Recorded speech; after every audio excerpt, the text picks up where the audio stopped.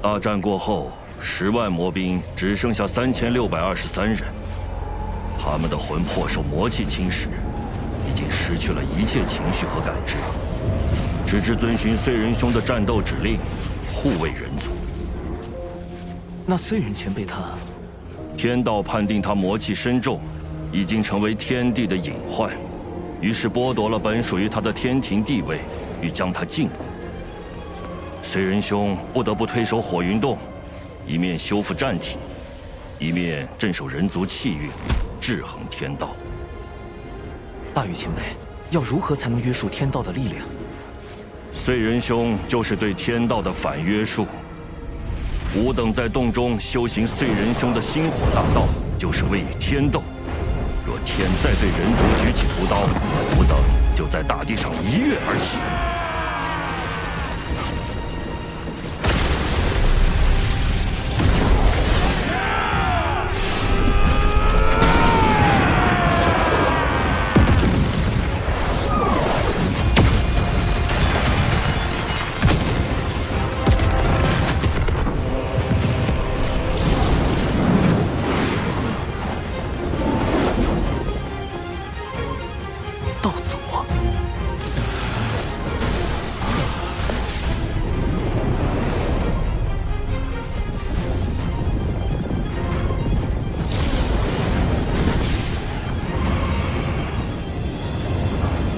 人族魔兵，万年见电了，燧人神伤势如何？不劳挂心，燧人兄托我前来向您问问。人皇虽离开俗世，却容不得人族被随意欺凌。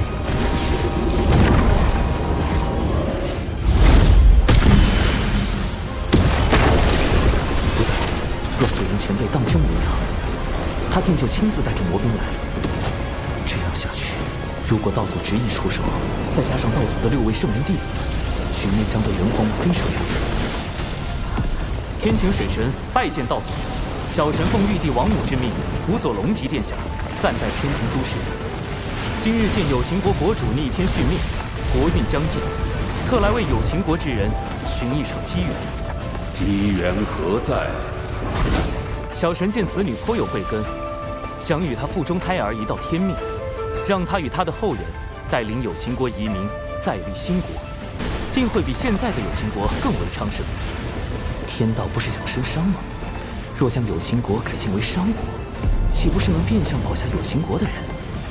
保住人族的利益，人皇们也就不会再与天道起冲突。你可愿结下3道仙契？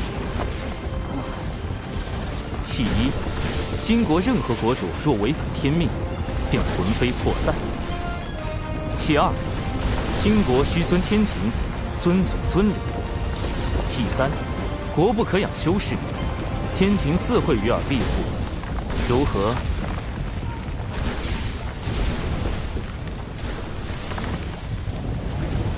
简狄谨遵先人旨意，今日得仙契，护佑我有秦国一脉。简狄愿将傅胎儿命名为契。商国始祖契，果然，一切都会按照天道之意进行。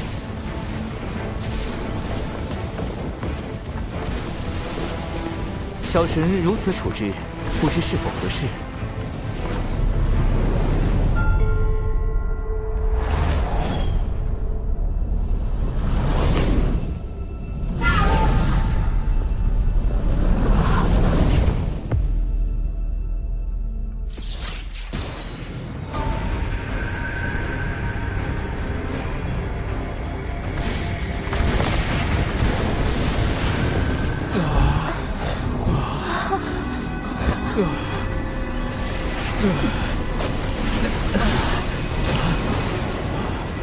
玄鸟孔宣将护兴国百年，尔等须以兴国图腾感其恩德。孔宣道友怎么了？道祖对他进行了修正。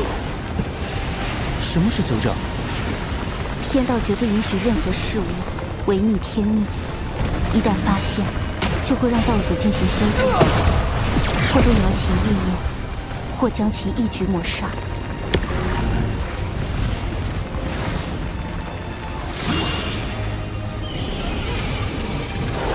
孔宣，带他们向东去。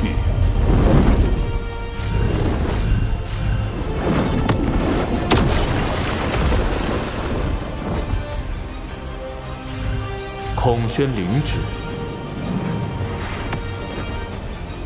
所以，是天道让道祖篡改了他们的思维，哪怕是有秦国自愿升商也不够，必须得有玄鸟升商。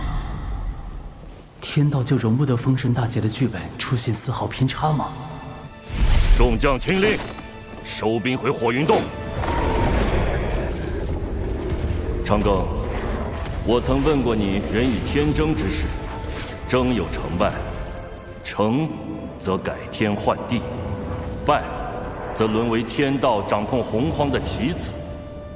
如今你应当明白了，人族所面对的是怎样强大的对手。无志不改，此战无休。人族若想强逆天意，除非拥有盘古那样超脱天道的力量，不然终究会被天道所禁锢。可即便是如今洪荒最强的道祖，也必须遵循天道意志行事。只靠力量，真的能胜天吗？长寿师兄，我与父母终会有再见之日，对吗？一定。未来封神大劫开启，商国百姓必会卷入无端战火。我要想助人族避开劫难，往后势必要与天道博弈。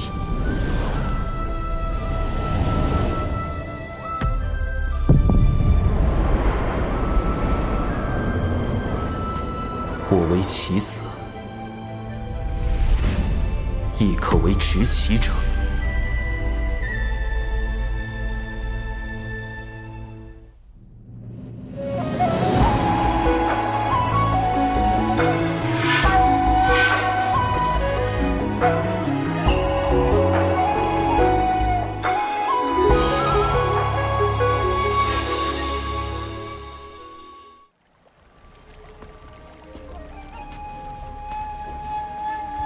弟子修行至今，是否改变了什么？是。弟子如今是否在做某些判断时，已被天道影响？无需自疑，道有其中。也就是说，天道对生灵的影响程度是有限的。谢圣人点拨，弟子心安了。天庭重中之重，请进。什么叫重中之重？难道哪怕牺牲道门的实力，去快速填充天庭、完善天道，也在所不惜？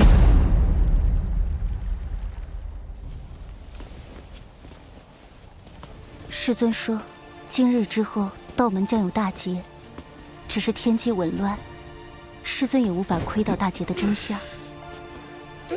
从古至今，劫难来去，早已习惯了。小法师还未经历过大劫吧？一定要小心。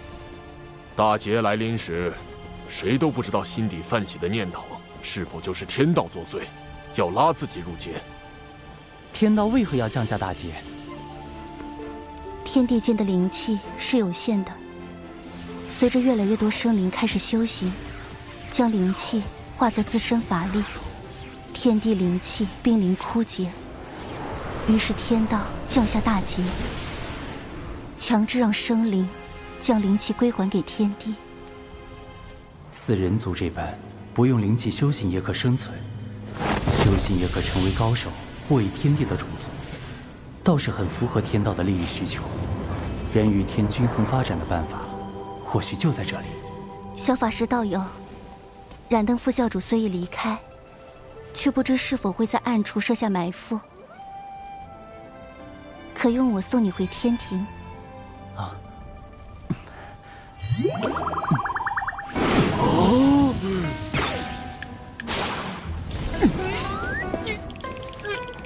你们这小子，当着我的面把水神老弟相救，胆子也太大了，这可不地道啊！水神老弟，你可长点心吧！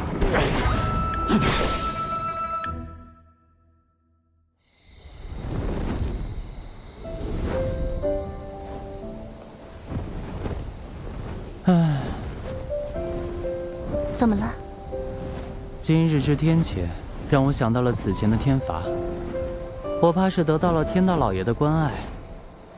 渡劫遭天罚，炼纸人遭天罚，如今又遇天谴，批得我是皮开肉绽，但只能感恩感念。可见道友的实力大有增益，才引来天道的关注，当为你贺喜。道友一向思虑周全，却也太过耗费心神，偶尔也该放松些才好。仙子也知，我修行岁月不长，到今也并未达到那般高深。我怕，若有天自己推断之事发生，却又无力阻止，只能时刻去想去算。你最长的一次想，持续了多久？17年。是为了何事要想这般久？道门。若是道门之事，我亦是道门中人。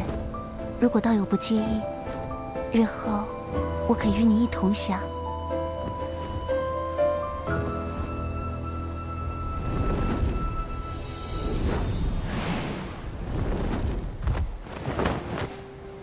多谢仙子送我这一程。那我这便回三仙岛修行了。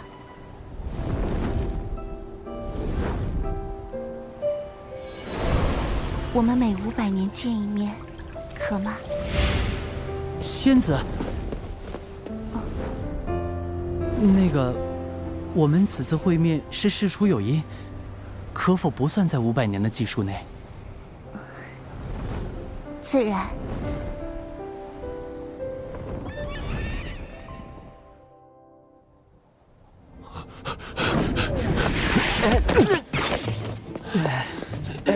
公明前辈，这是作何？水神老弟，你不知道，人家有个小法师又和你抢我大妹，再不抓紧时间找你们天庭的月老帮忙，你可就没戏了。大劫都快到了，现在是在意这个的时候吗？我该怎么跟你解释？那个小法师就是我呀！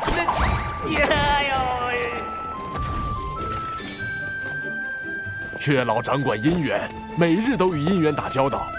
这洪荒天地之中，想必没有人比你更懂姻缘之事了。略懂，略懂。他懂啥？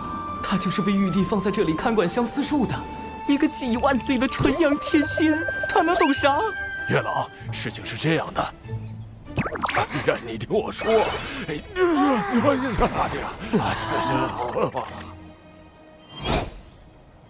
啊，我明白了，云霄仙子想和水神做知己，水神想和云霄仙子做道侣。没错。可云霄仙子这般的先天生灵，在相思树上并无牧人，小神牵不了她的红线，只能另寻他法。不如让水神给云霄仙子写封信，暗表心意呢？信？可是那种看起来很好懂，实际上看不懂的信。莫非公明前辈收到过这样的信？金光师妹给我写过。哦，看来是金光前辈想和公明前辈做道侣，公明前辈把他当知己了。金光圣母在封神大劫的故事中，死后上封神榜，成为天庭的电母。在生伤这个节骨眼上，未来的电母突然苦练未来的财神爷，是姻缘到了，还是又一个天道剧本？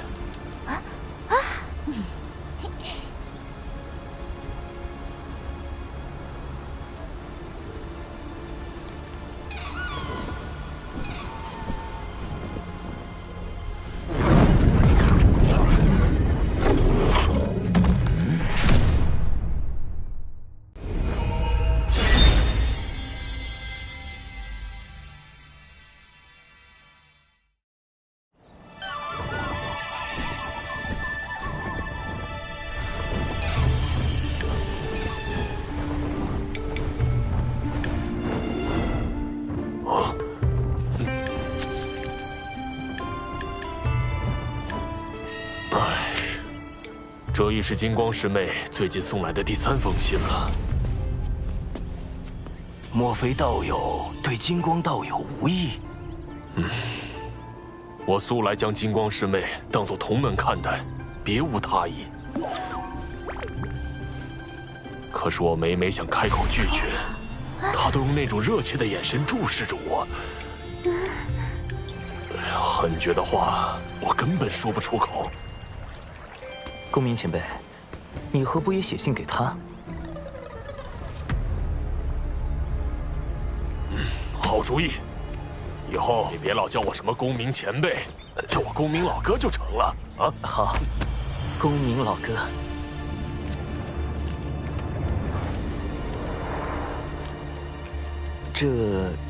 金光前辈，这封信确实是我提议让公明老哥写的，他对你之事颇为烦恼。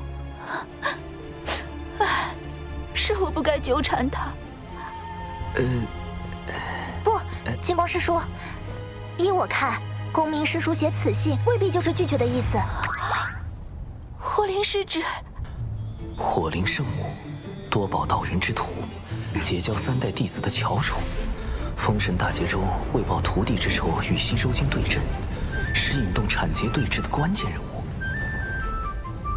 说来截教女仙怎么都爱自称圣母，这不是和圣母女娲撞名了？叫圣娘多不实啊！师叔，您从第4行开始，将这书信每逢双行的首字连起来一读，便知其意。这封信拒绝的够明显了吧？还有什么可看的？今昧莫及，无心久矣。这也太妙了！他还会写藏头诗，是太牵强了吧？若真是藏头诗，为什么我从第1行就开始藏头？金光再傻也不会信的吧？原是我误解了公明师兄的心意。公明，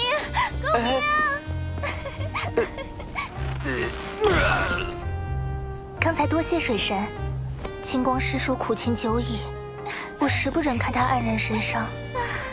听闻您才智过人，这才将他哄来您这儿，还请您出手相助，一因果，我愿承担。金光前辈竟有你这般挚友，也罢，我可以帮你。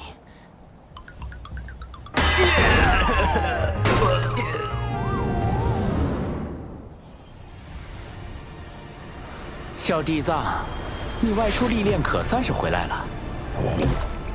那玄都小法师，关键时刻跳出来坏我好事，实在可恨。快让你那谛听施展神通，我必要将他找出来。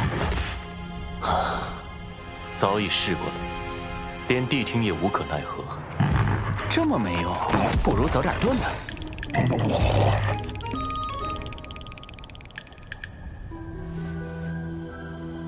今日到门内，似有情感纠葛，或有可成之机。小地藏，你有把握吗？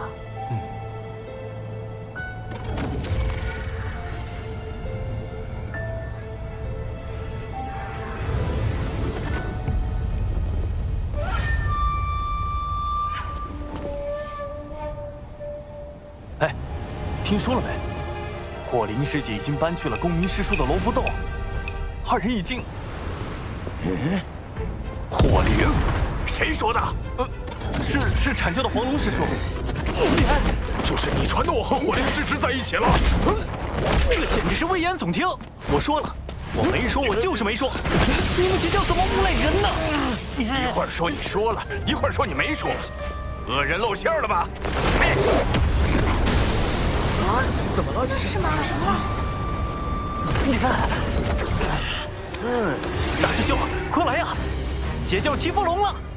哼，谁还不会摇人了？邪教弟子听令，速来中州集合！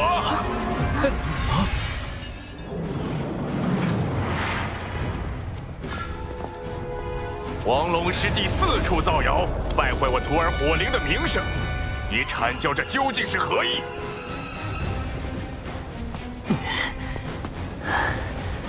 三教同源同流，你辱骂黄龙师弟，可曾念过道门一家？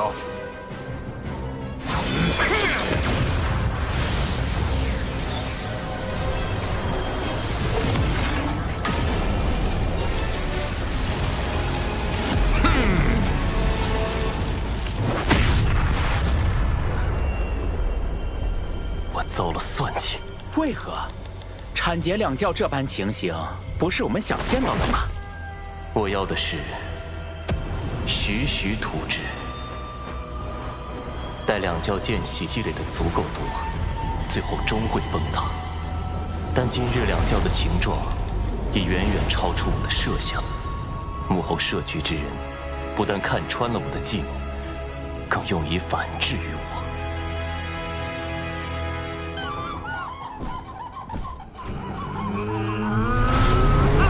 这多宝和广成子演的倒是怪好的嘞。西方教今日事情闹得那么大，我倒要看看你们要如何收场。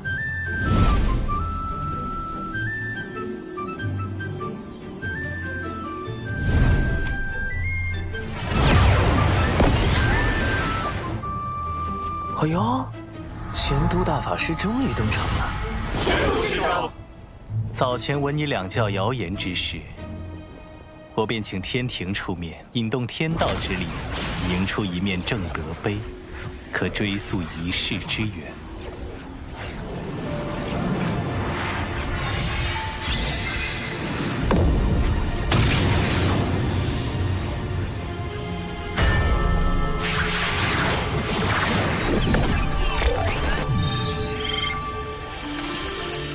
二师尊。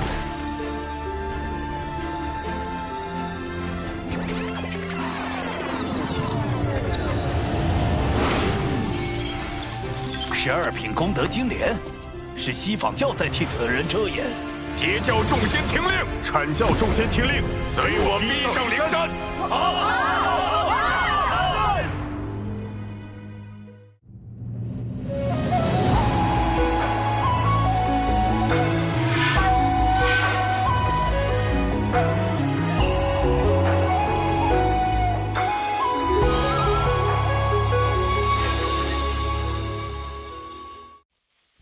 好生凶险，此局真是环环相扣。小地藏虽及时返回求援二教主，躲过正德碑之际，但这逼上灵山的算计根本避无可避，怎么办？西方教能主事的，与贫道出来！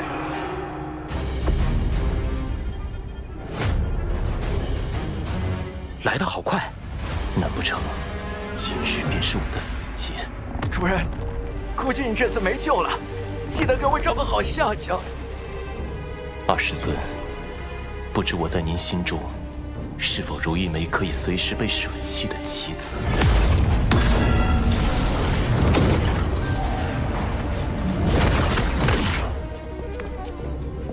诸位道友，如此兴师动众，不知有何指教？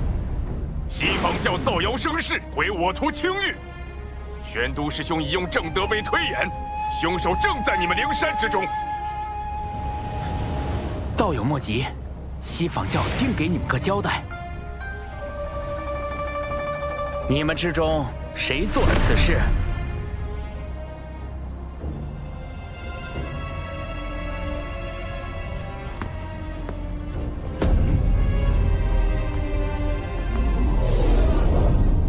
此事是我做的。弟子谢过二师尊。主人，你们教实在太不把生灵当生灵看，竟用摄魂之法操控自家弟子。慎言。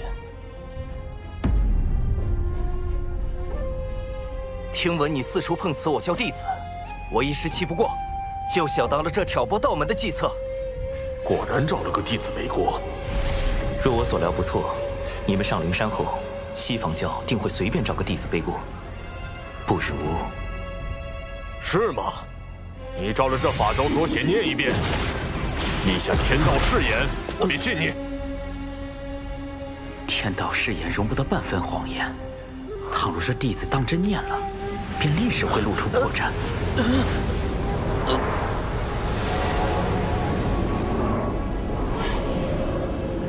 用天道誓言令西方教陷入两难，水山老弟，妙啊！愣着干什么？还不快念！还是说你不敢念？此事不过是场私怨，道门三圣与西法二圣皆师从道祖，何必闹得如此僵硬？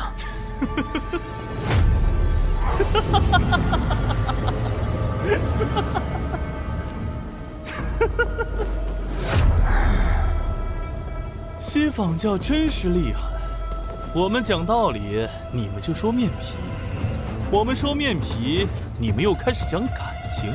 可这无论怎么说，都是我道门恃强凌弱呗。既如此，我等便认了。今日过来就是捏你们这些软柿子，不服就打，服就憋着。哦，他就是太乙真人，真阴阳怪气大师，一开口就能气死人。也不知未来哪吒是怎么忍受这个师傅的。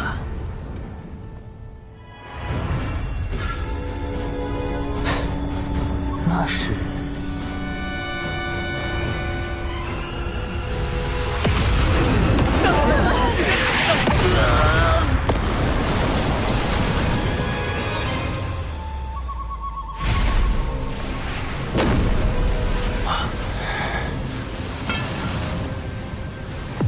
缘起缘落，自有缘法；既有前因，自生后果。即日起，灵山封山1000年，若无贫道之命，众弟子不可随意外出。这准体当众灭口，太不要脸了！公明老哥，我们的目的已达到，今后西方教不敢再随意算计道门，当适可而止。今日因果已了，我等就此告退。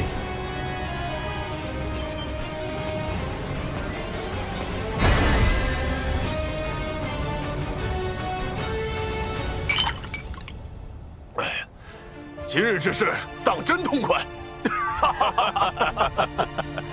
此行不但顺利瓦解了西方教的阴谋，还拉近了阐劫两教之间的关系。但愿未来大劫中，两教别再斗个你死我活。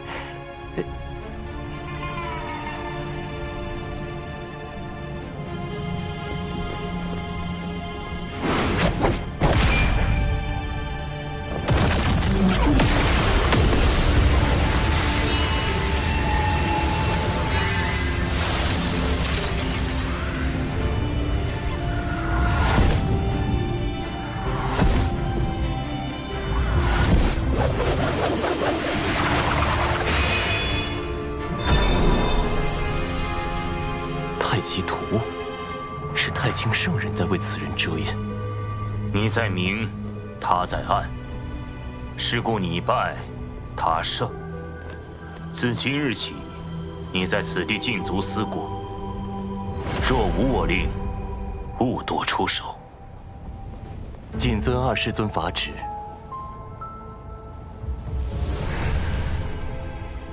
主人，你知道幕后主使是谁了？拥有如此过人的智计，能躲过你的心生探查，背后又有太清圣人替他遮掩。放眼整个洪荒，除了水神，还能有谁？主人，你在害怕？我没有。若此次当真是他所谋划，那我也不算败得太冤。算计不过就算计不过，你何必嘴硬？急了，心境乱了，全是破绽。水神，下一次交锋可没有那么简单了。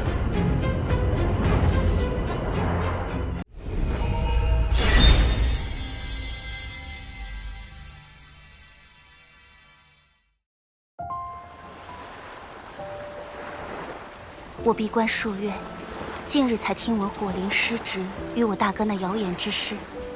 幸好你暗中筹谋，揪出凶手，否则以大哥的性子，只恐此事不能善了。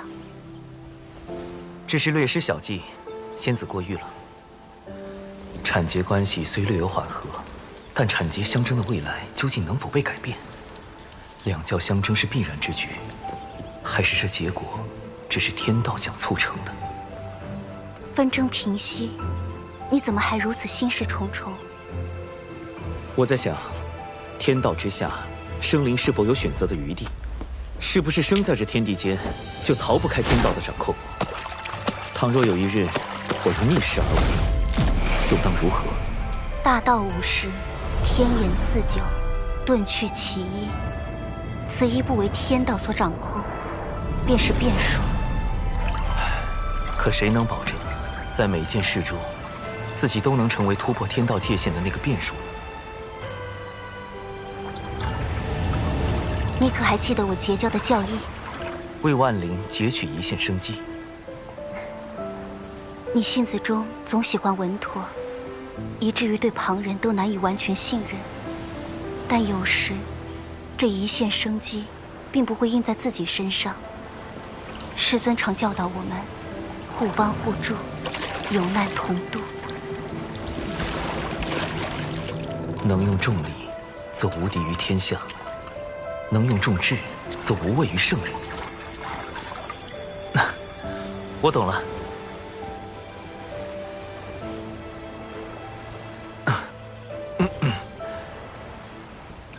跟前辈高人谈心，对修行当真大有裨益。现在又知我是前辈了。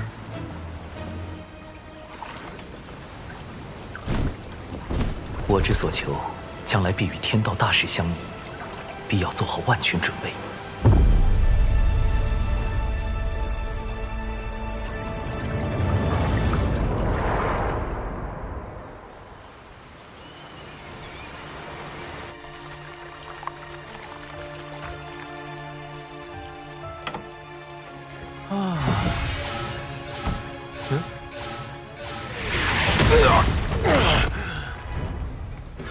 好你个黑豹，敢抢大爷的宝贝！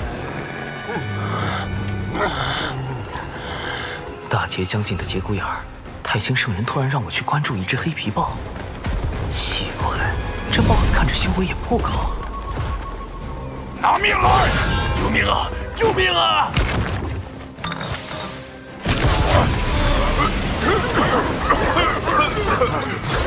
离火为引，赤焰化蛇。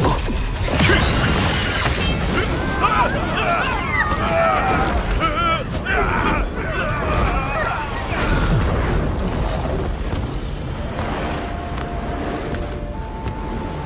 多谢前辈搭救。等等，莫非是姜子牙的同门师弟，元始天尊之徒，申公豹？前辈您对我恩同在上，您定会一生平安。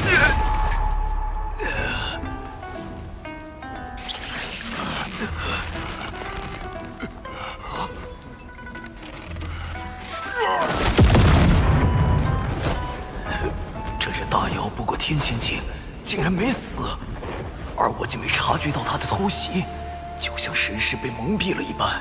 什么情况？前辈，您没事吧？前辈为什么？这申公豹在大劫中可谓是殚精竭虑，煞费苦心，反复横跳。太清圣人让我结识这位劫运之子，看来对大劫也有自己的打算。前辈，您别误会，我绝对没有存坏心，我就是非常真诚的祝您一生顺遂，一帆风顺，一往无前。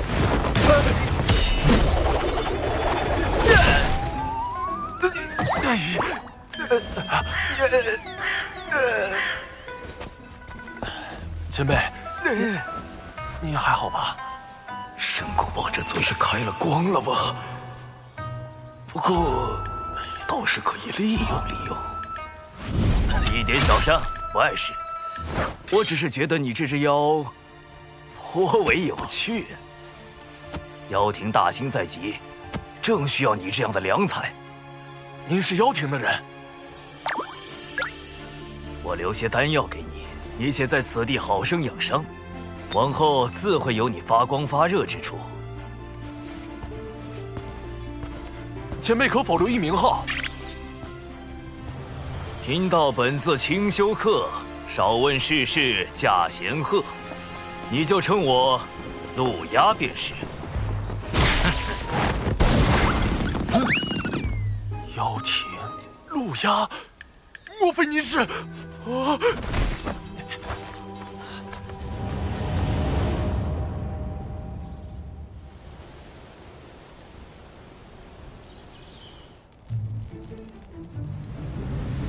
太子，您的恩情，晚辈永世不忘。晚辈为太子立了一个长生牌位，从今以后每日上香。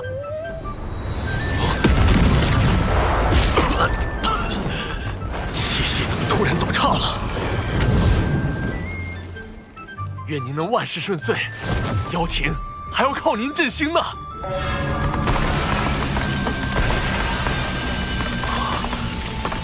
大阵怎会无缘无故破碎？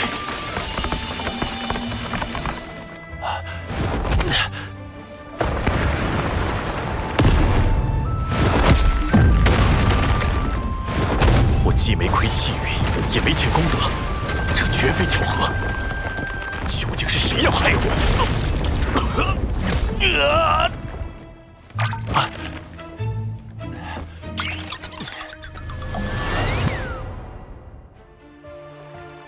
我当然不指望申公豹真能奶死陆鸦，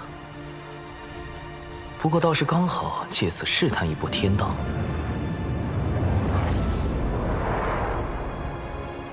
自玄鸟升商以来，我一直很好奇，天道的剧本，我究竟可以改动多少？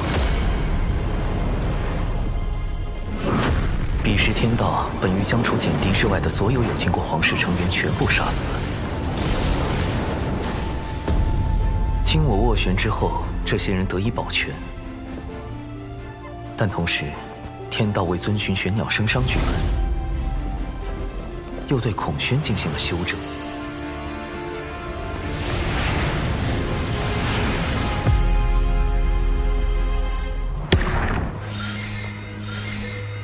天道剧本之下，究竟哪些事情是可以改动的，哪些事情又是不能改动的？为何有情国皇室可以保全，孔宣却要被修正？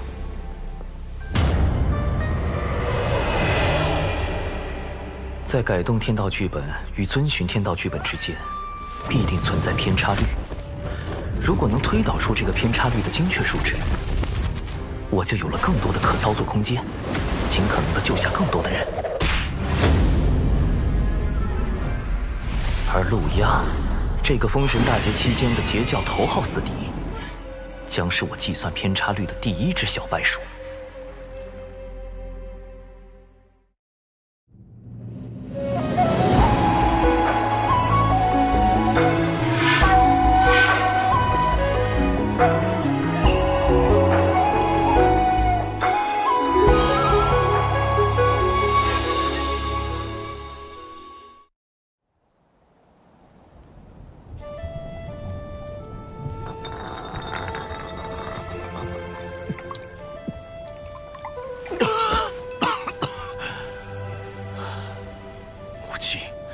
还请告诉孩儿，孩儿到底又做错了什么？天要如此亡我？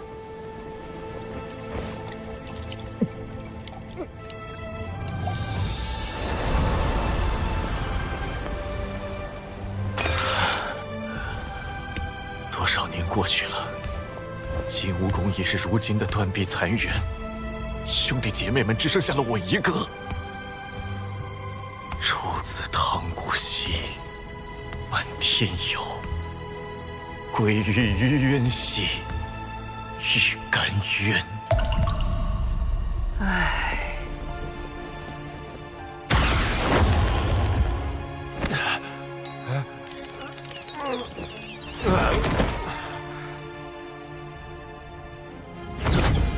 圣母娘娘传水神前往圣母宫一叙。让黑豹对陆压行诅咒之事，可是你的算计？陆压多番谋害玉帝陛下，已成天庭心腹大患，小生不得已才暗中出手。我答应过他母亲羲和，要保他性命。今后若他无大过，你不可随意出手。另外，你若不想和你那个同乡一样，也成为天道禁忌，便不要再试探天道的底线。浪前辈，圣母，我那位同乡，你只需知道他已彻底死了。天道已修正了他的存在，无也不可多提。浪前辈死了，那我之前的猜测有误。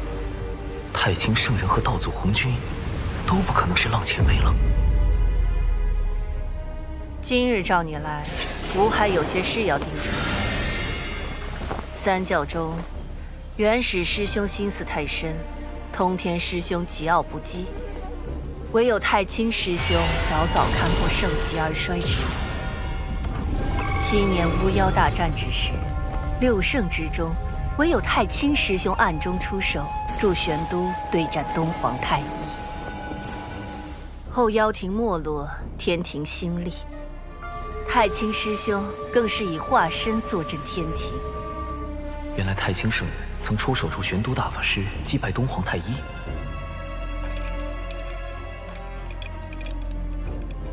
等等，大德后土是不是也说过？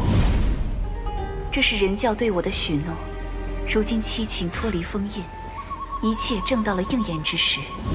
人教的许诺，莫非也与太清圣人有关？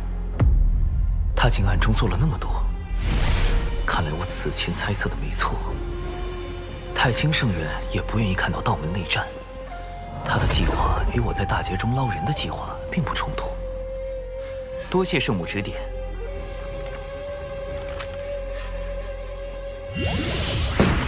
来都来了，画几幅漫画再走吧。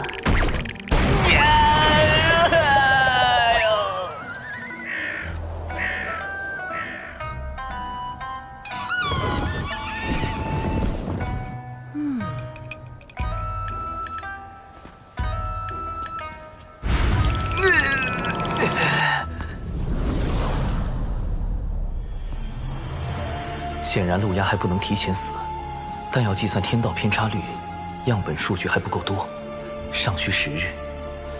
眼下，先从试探公明老哥入手。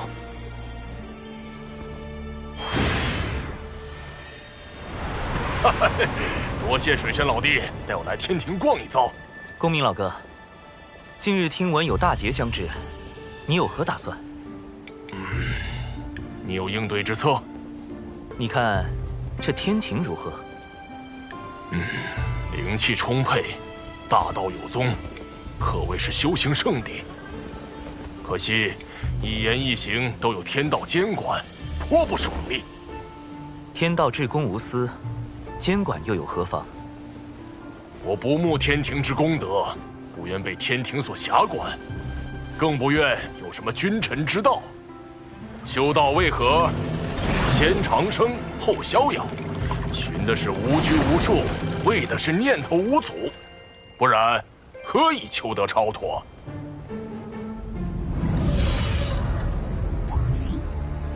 果然，通过让公明前辈加入天庭躲避封神大劫的法子不好使啊！云霄仙子，公明老哥，我究竟怎样才能救下你们？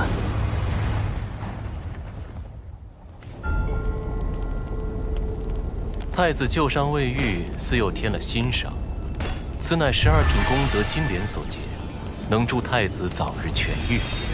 想与我联手对抗天庭和道门，仅凭一颗莲子可不够。联手？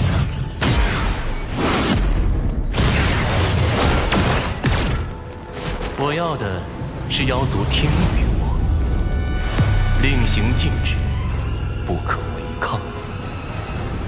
妖帝印玺，啊，此物怎会在你手中？两位妖皇陨落后，妖帝印玺随之隐没洪荒，贫道费了好些功夫才寻到。太子若能让妖族听命于我，无论最后成或不成，此物送归太子，如何？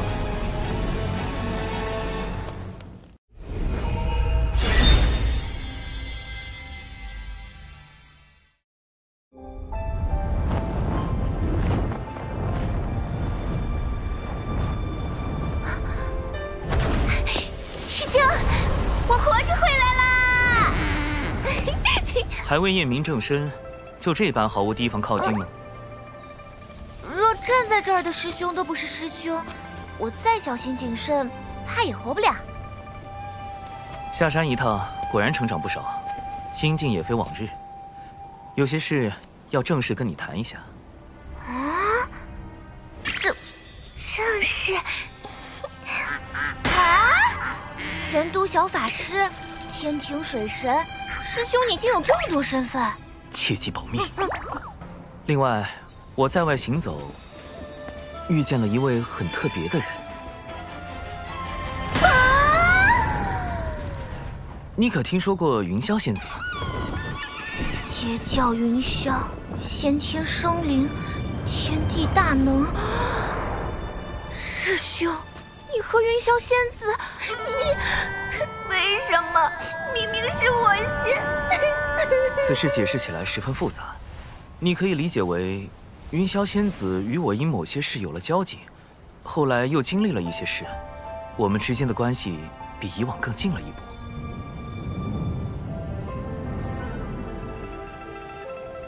师兄，你一下说这么多，让我怎么信呢？我目前对云霄仙子只是略有好感。毕竟像她这般温柔动人、遇事果决、出手很准的人，谁会不喜欢呢？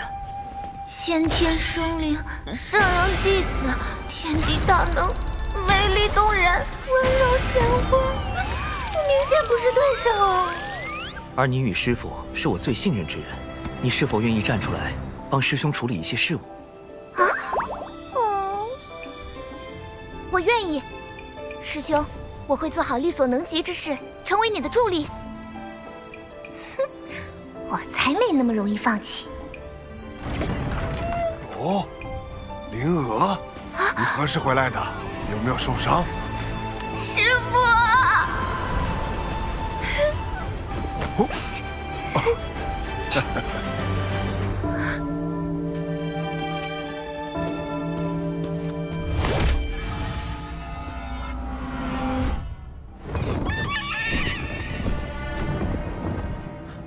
青丘狐族又来找茬儿。小兰见过奇缘道长。这声音，这眼神，不太对劲。继掌门，我族功德狐女小兰与你渡仙门这位奇缘道长，结成道侣。如何？你摆平什么了？若非你那什么寂寞的歪脸，狐妖怎会？对师父放心啊，嘘。弟子对症下药，是他想多了。且狐妖此举定然有诈，我已将其引到僻静之地，我可趁机一探。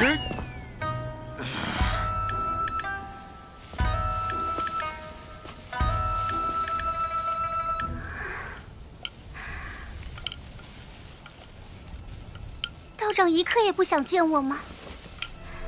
自上次一别，奴家每次闭眼，脑中便是你。年复一年，奴家对你早已情根深重。他好像真被师兄忽悠疯了。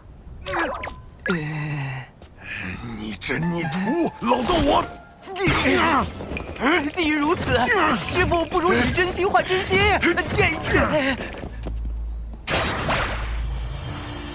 师兄，你真相信狐妖看上师父了？非也，此乃狐妖之套路，先忽悠仇敌爱上自己，再翻脸羞辱，以此来报复。蓝道友，可忤完了？师父，鼻子，鼻子。没眼看了，没眼看。狐妖路子这么野，师父能稳住吗？或许能撑3个时辰。道长，我来帮你疗伤。使不得。道长若对我无意，为何不敢正面看我一眼？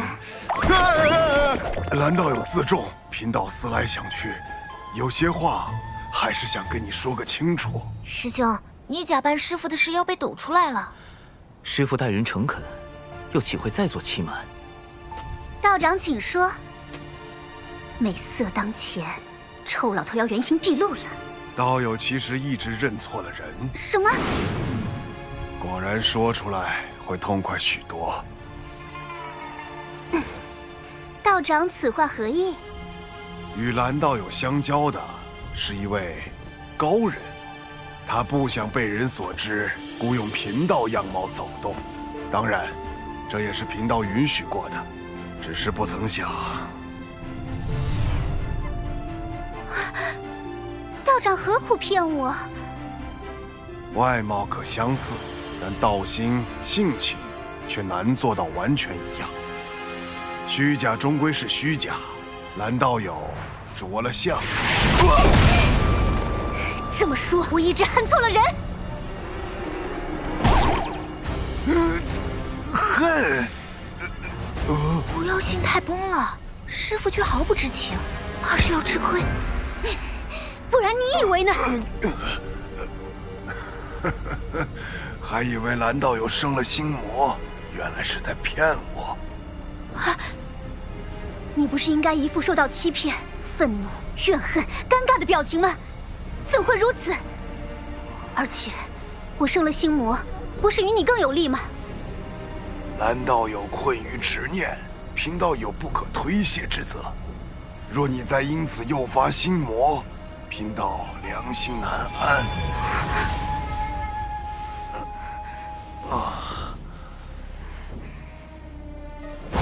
顶替你样貌之人是谁？事关高人安危，贫道宁死也不会说。蓝道友心中不忿，不若在贫道身上出几口恶气。你，冤有头债有主，既然不是你，我打你做甚？真诚克腹黑，果然是万年不变的定力。出来吧。师父当真令徒儿钦佩，美色当前，竟能如此坦荡。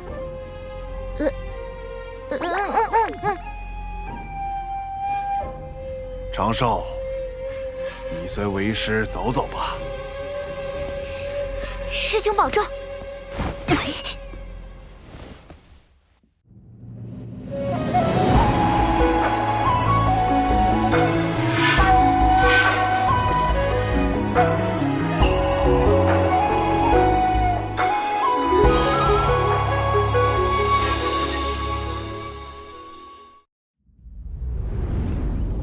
若最初便与蓝道友说明白，或许就能省去多年怨怼。长寿，如今你手中权柄越来越重，能在无意间决定旁人的生死命途，但是否也因此少了一份对旁人的敬重？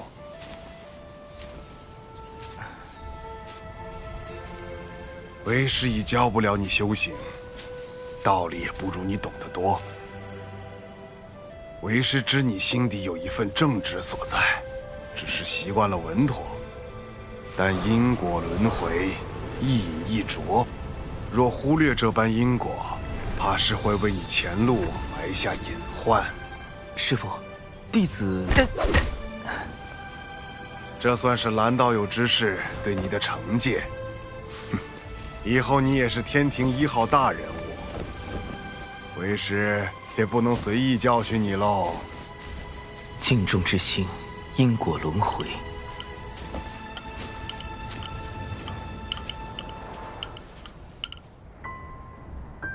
尊师所言，有些在理，有些却忽略了你的处境。你发自微弱，又过早参与大教之争，若不遮掩形貌活动，早就生死道相。处置狐妖时，于你而言，本就是两难。仙子可是在为我鸣不平？我处置方式确实粗糙，此番训斥理所应当。只是师父一生情路坎坷，心中执念是与故人重聚，可我并非他，很难做到感同身受。正因如此，才不能把话闷在心里。今后若再有困苦，亦可同我言说。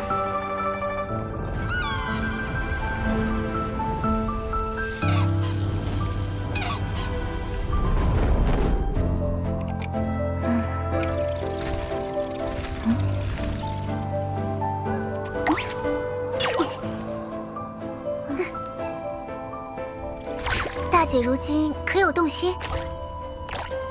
何谓动心？就是心底总有个念想，时时刻刻都会想起一个人，连大道之中也可见此人踪影。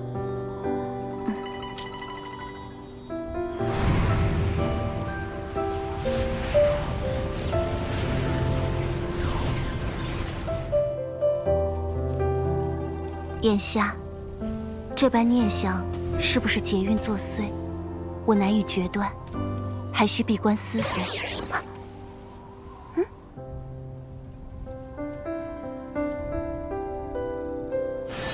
水神，奇缘道友出事了。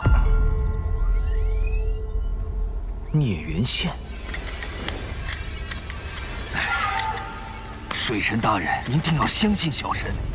奇缘道友乃是您的至交好友，小神怎敢给他随意安排姻缘？更何况还是这种命运纠缠、不死不休的孽缘线。是天道，这和大姐有没有关系？狐妖是占据妲己肉身的九尾狐吗？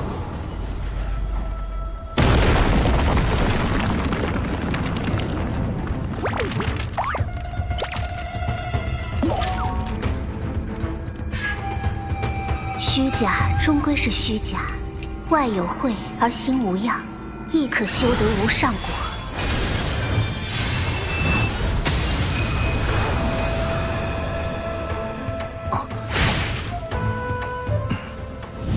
你若不想和你那个同乡一样，也成为天道禁忌，便不要再试探天道的底线。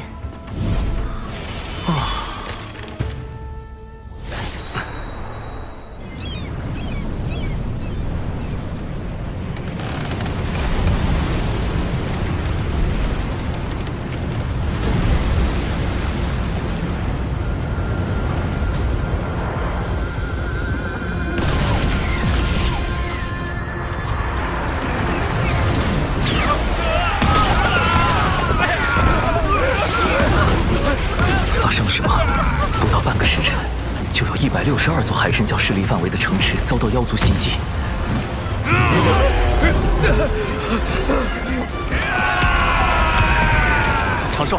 长寿，逍遥仙宗发来求救信，说遭到数万妖兵围攻，其中有不少大罗之境的高手。即便贫道带人赶去，恐怕也是力有未逮。你看这可如何是好？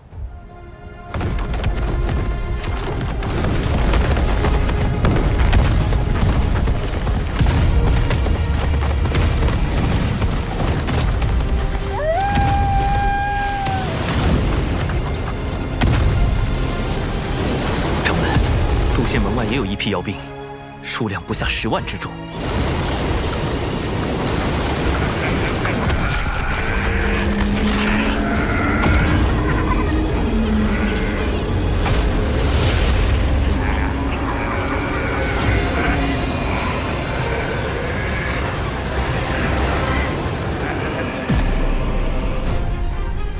太子若能让妖族听命于我，无论最后成或不成，此物送归太子，如何？殿下，先帝便是以此印玺号令百族，若你拿回此物，必能得到北周那批高手的支持。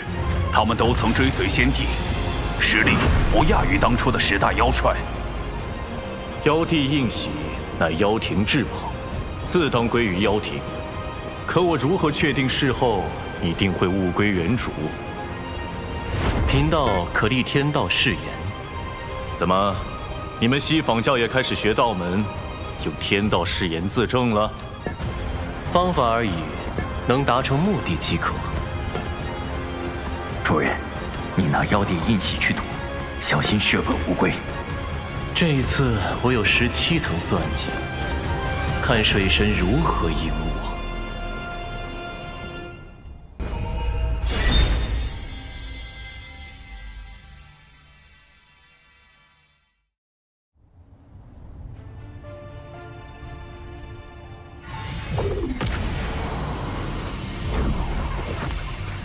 诸位久等了。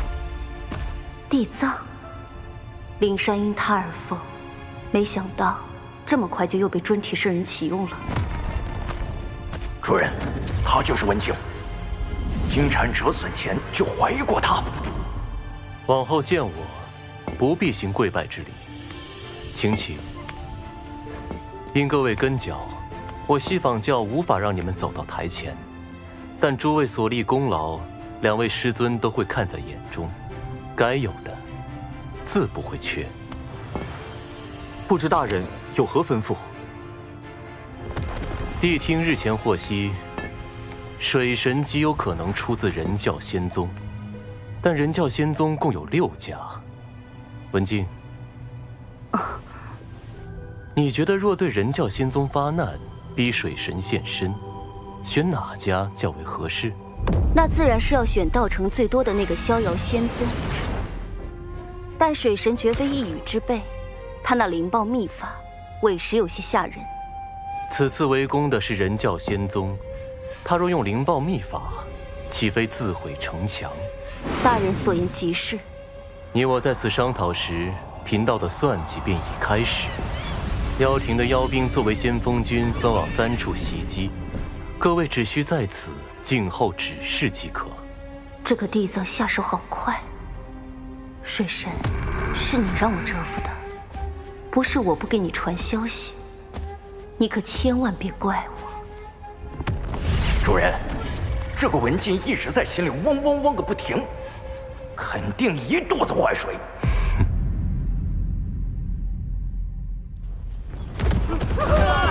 快逃！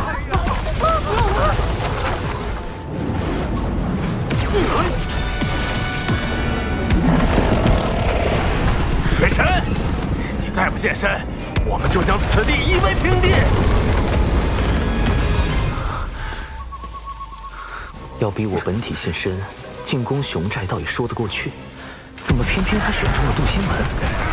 不能因为渡仙门菜就那么欺负人吧？掌门莫急，啊，一会儿我会在暗中与您配合。嘿嘿，小家伙，俺又来凑你了。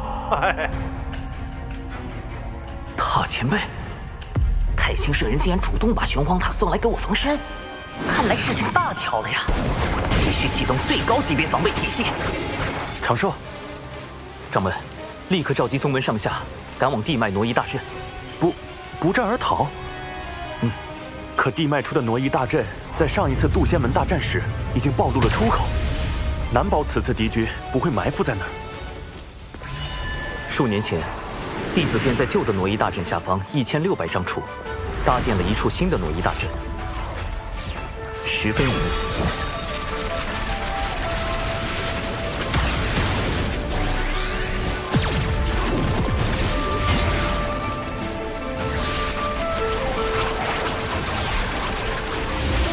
掌门速带人前去，逍遥仙宗和这里的事情交给我。这次就全仰仗长寿你了。天子纸人军团开启熊寨紧急联络通道，神字纸人军团求援多宝道人。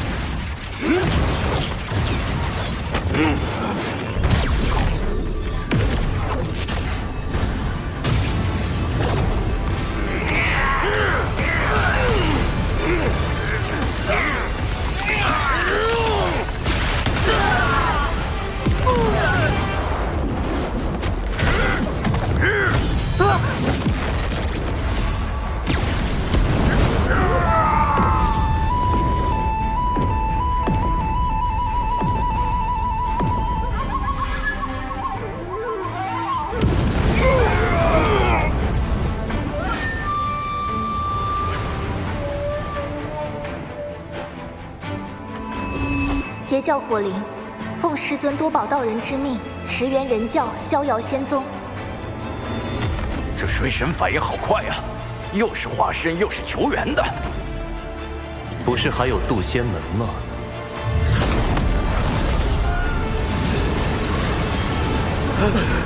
快，别让他们跑了！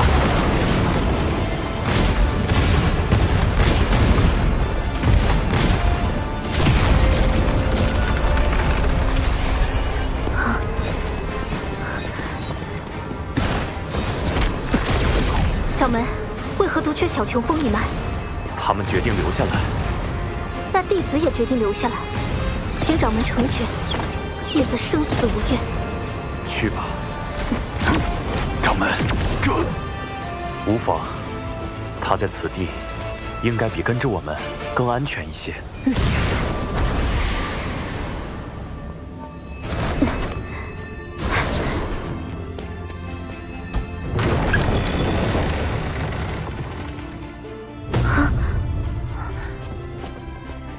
奇缘世术，究究是有情师妹，有些事情还不方便告知他们。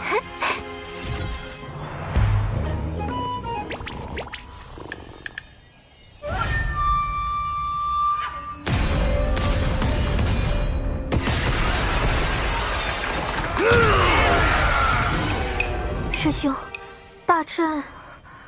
放心，一切都已安排妥当。你与灵儿下棋看戏即可。师兄，这是来了多少妖族？哼哼，10万有余。师兄，9成8。不然呢？你可是在质疑为兄的遁法？这可不敢，师兄遁法无双，塔论无敌。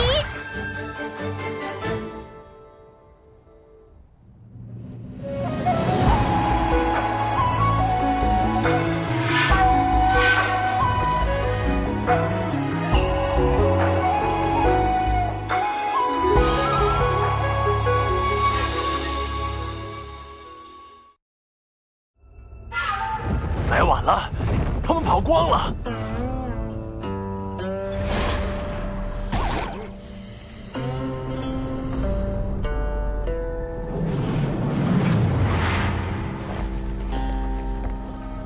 老大，这里会不会有埋伏？咱们要不问下地藏那边？渡仙门不过是个小宗门，能有啥陷阱？你少给我提地藏！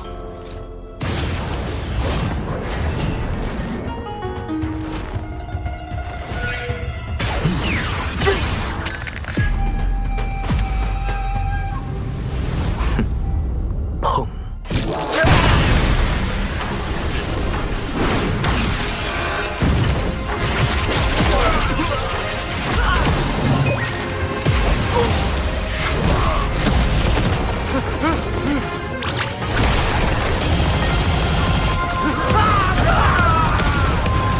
！10万妖兵来了，就别想再走。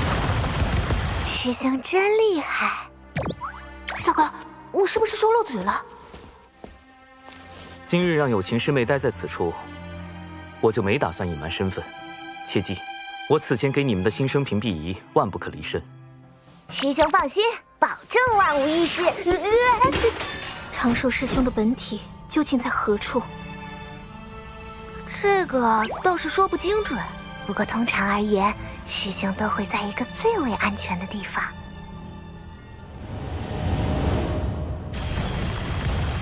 各位莫怕，贫道只不过是天庭文官，并非武将。平日里只是擅长一些撒豆成兵之术，各类符阵以及各种毒丹而已。冲啊！自编符阵，镜子迷宫。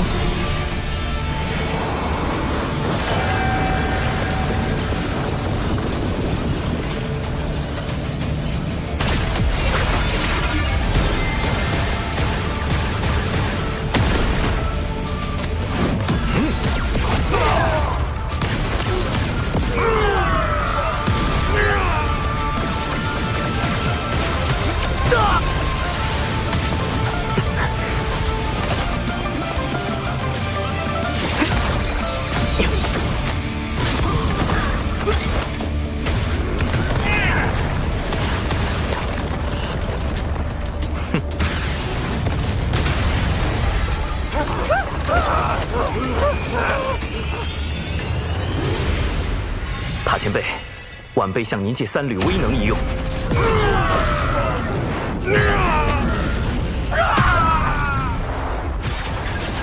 这样一来就能混淆视听，不会暴露我的根脚。这小子，你心眼子也太多了。说好的天庭文官不善武力呢？你这卑鄙无耻之徒！尔等不过是上古败犬，今日竟还敢在此嘤嘤狂吠！我从未见过有如此厚颜无耻之妖。你，水神，你一意孤行，若人妖两座再多大战，此间因果你当一力背负。妖族并非人族之敌，大德大慈的圣母女娲便曾是妖族客卿。只有那些将生灵视为草芥的邪恶生灵，才是全洪荒生灵之敌。怎么感觉水神说的好有道理？不要听他乱说，冲！哎妈，太弱了！这群家伙没吃饭呐，那感觉被他们打，完全就是爬宝界的耻辱啊！地藏派妖兵来送死，恐怕另有用意。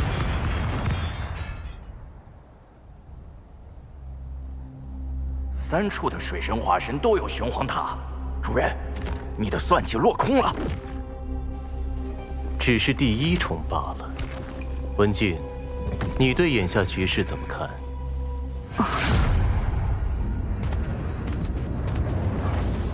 地藏大人高明，袭杀人教仙宗，逼出水神根脚，只是您的第1步。您真正的目的是想令妖庭为道门仇视，四处树敌，最终不得不投向咱们西坊教。哦，你是如何看出的？我教与妖庭屡屡败于水神，究其根本，乃是我教与妖庭的合作嫌隙颇多，才被水神钻了空子。倘若我教能彻底掌控妖庭，水神自不足为惧。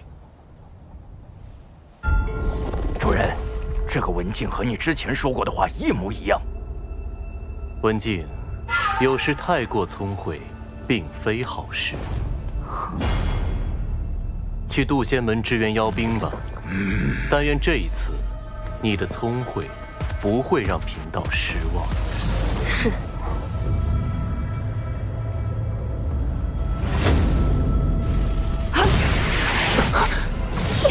禁欲阶级令妖族投向西方教，不愧是地藏。文静，稍后你配合我。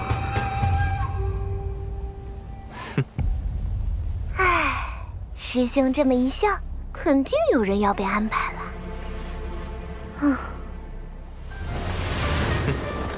今日竟有这么多的妖兵，那位道友果不欺我，当真有大量功德送上门来。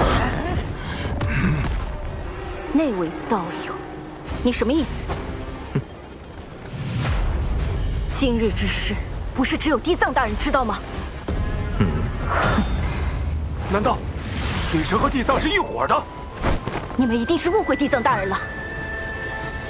哎呀，被你们发现了！为地藏道友考虑，我今日是绝不能放过你们了。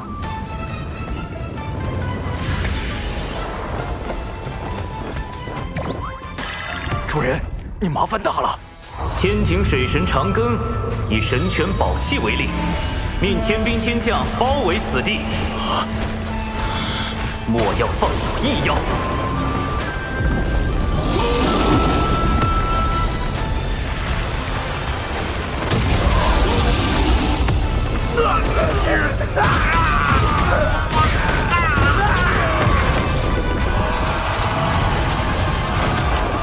杀出去，找地藏算账！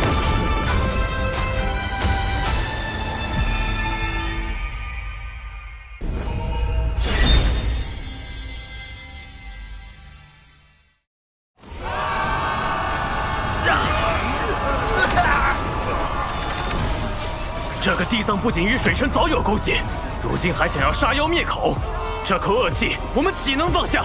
兄弟们，杀出去，找地藏算账！杀出去！杀出去！杀出去！找地藏算账！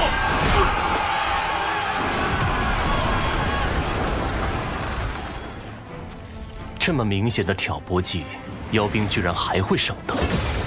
那些妖兵被你派去送死，本就对你不满。主人，从局外人的角度来看，这次确实很像你与水神配合阴了他们。快，通知文静，千万不要自作主张去接击那些逃走的妖兵。只要这些妖兵不死，我的第三重算计就能铺开，定能试探到水神的根脚。此局就还不算输。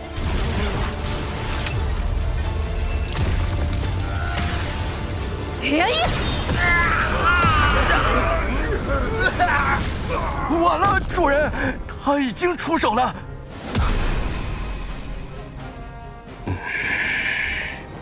咱们擅自做主杀了这些妖兵，会不会不妥？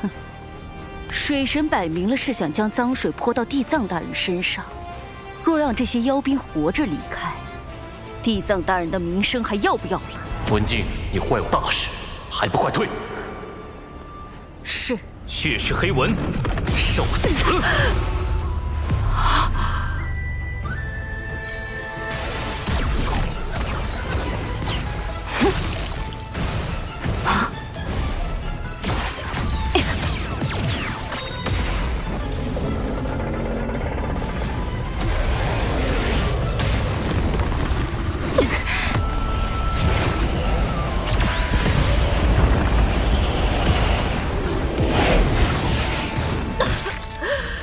水神大人，虽然知道是在演戏，但你下手也太狠了吧！更狠的还在后面。纸人灵爆阵，核爆起兵。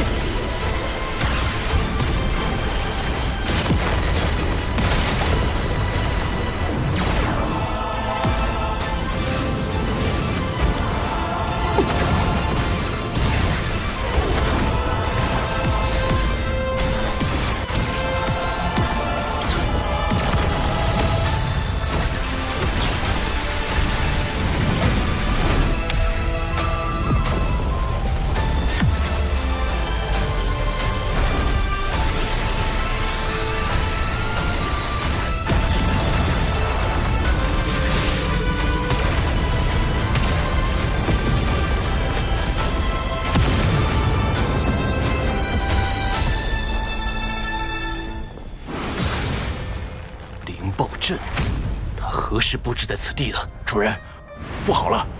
刚有妖族大能在北周现踪，已扬言要找你算账。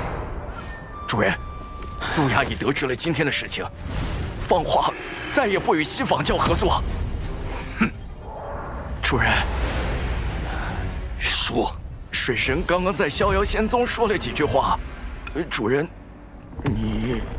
他说了什么？算了，主人，我怕你被气到吐血。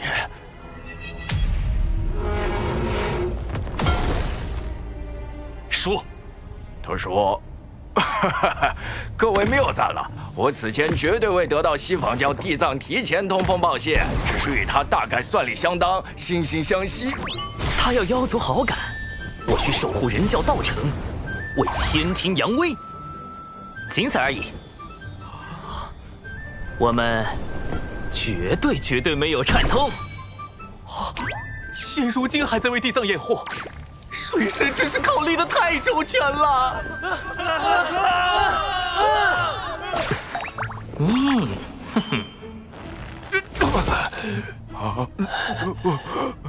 杀人诛心，杀人诛心呐！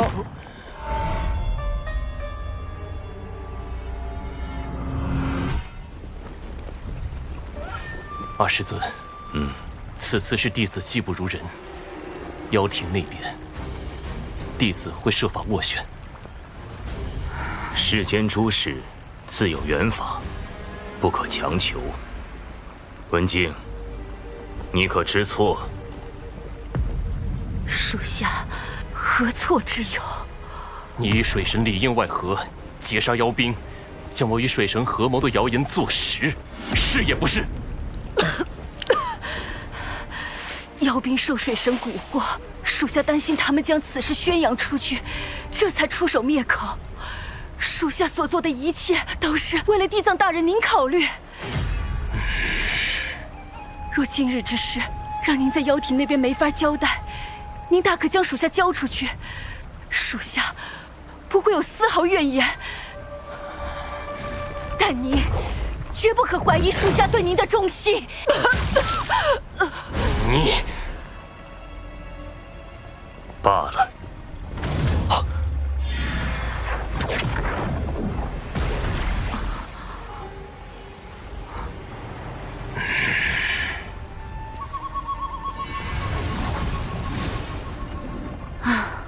这水神倒也真够厉害的，要不是我受了那么重的伤，再加上他让我按他教的话说，这回恐怕很难摆脱西仿教的怀疑，可算是逃过一劫。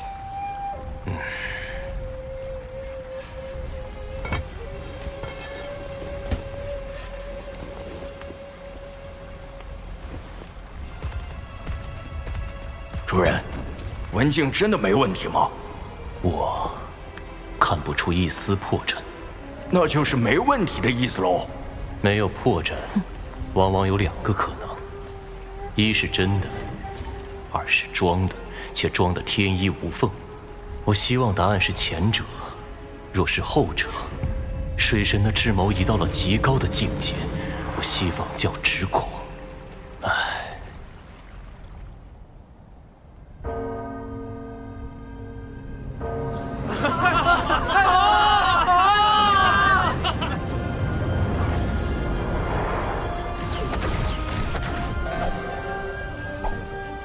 有情师妹，今日所发生之事，望你记在心中。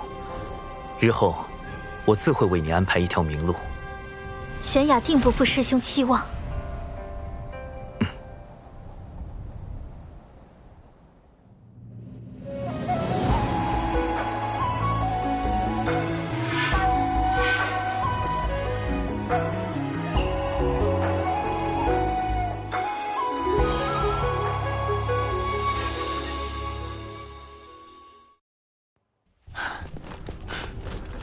殿下，西仿教地藏已在外等候多时了。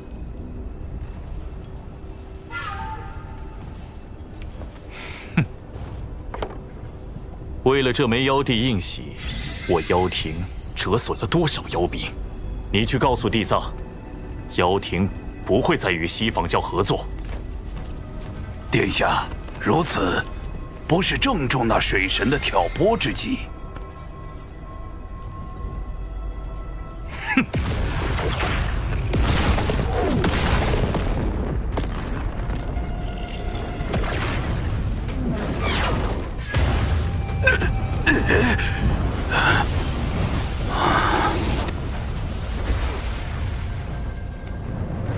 水神挑拨为真，地藏心存他意亦为真。否则，他为何会派妖兵充当先锋军？看在妖帝应喜的份上，我暂且不追究地藏之责。但那劫杀我妖兵的血赤黑纹，最好一辈子别出门，否则我妖庭定将他碎尸万段。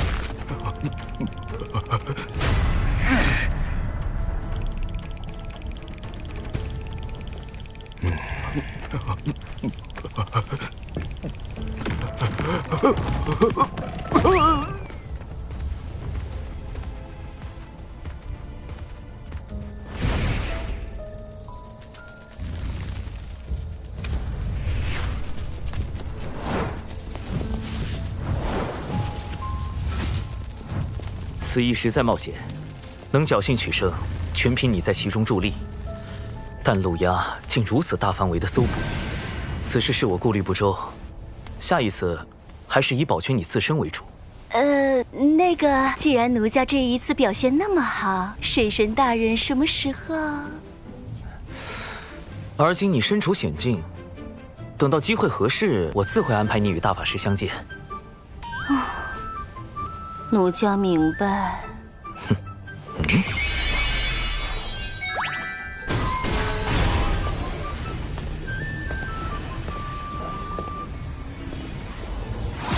此物唤作周边，也叫谷子，乃是我老家的一种信物。好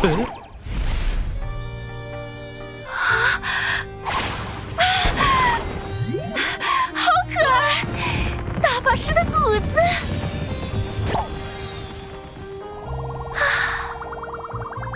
奴家谢过水神大人。谷子，谷子。文静这边终于安置妥当了。渡仙门一役，小琼峰虽然没有受到波及，但仍需升级防护措施。又到了喜闻乐见的小琼峰基建环节。我宣布，小琼峰2期改造工程开工。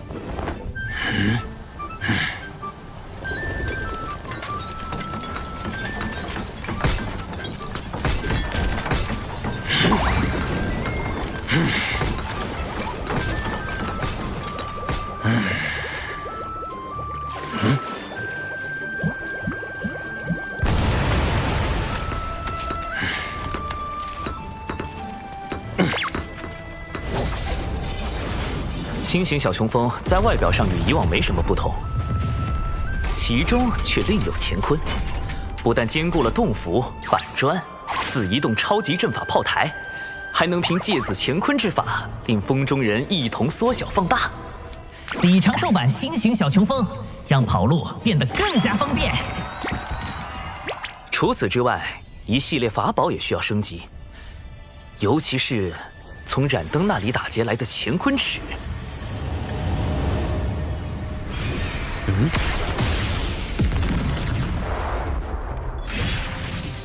哇！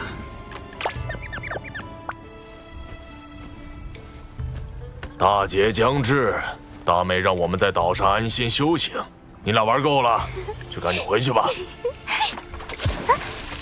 大劫都还没影呢，怕什么呀？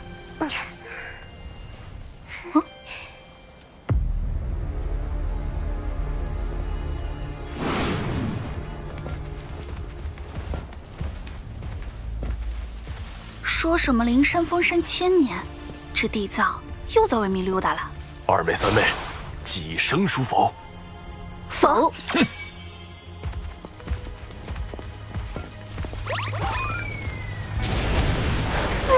快来助我！有人好歹助我！大哥，你怎么了？你醒醒啊！西坊教地藏是你杀的大哥！贫道只是路过。大哥，你醒一醒啊！你们说是要公聊还是要私聊？我刚才可什么都看到了。今天不把话说清楚，就别想走。为什么洪荒会变成如今的模样？要说那地藏反应也是真的快，见我吐血也立马躺地上吐血。什么事情这样好笑？说来与我听听。和我们没关系，一切都是大哥的主意。就是。嘿，你们俩，大妹，你听我解释。公明老哥他们碰瓷地藏，虽说是恶习未改，但也算在无意中替我出了口恶气。你说的可是地藏派妖兵向人教仙宗出手，逼你本体现身一事？仙子知道。你的事情，我总是会多留意些。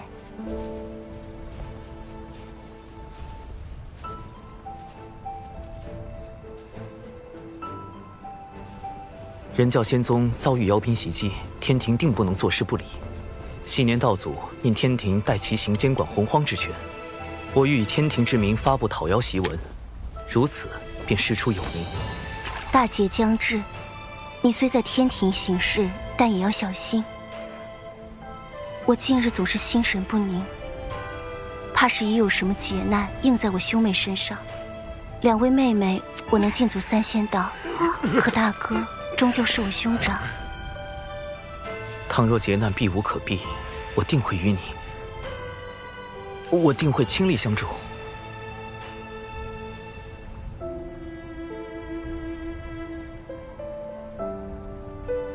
无论你我结果如何，这一次，我绝不会袖手旁观。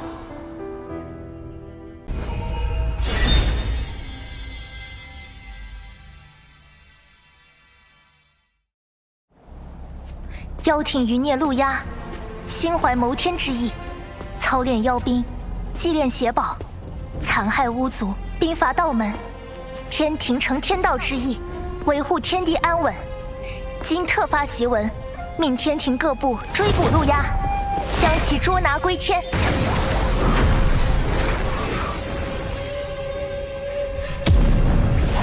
天庭此举，无非是想逼我现身。再无法躲在暗处算计。水神心思狡诈，借机广招天兵，短短数日便有不少炼器士投奔。原本无人在意的天庭，如今已有大兴之势。老臣惭愧，不能为殿下排忧解难。此次妖族折损太多，若要东山再起，只怕得找那位前辈了。伐妖檄文一发，陆压定有所动，倒是趁机搞一波。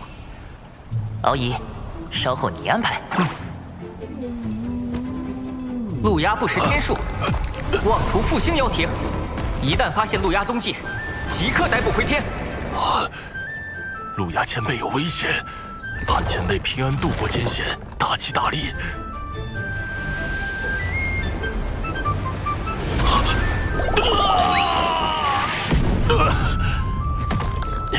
就我这张嘴呀，这可如何是好？这种无缘无故遭灾的情形，为何又来了？莫非霉运是经周天运转，或是我妖族气运不足所致？得尽快请那位前辈出山。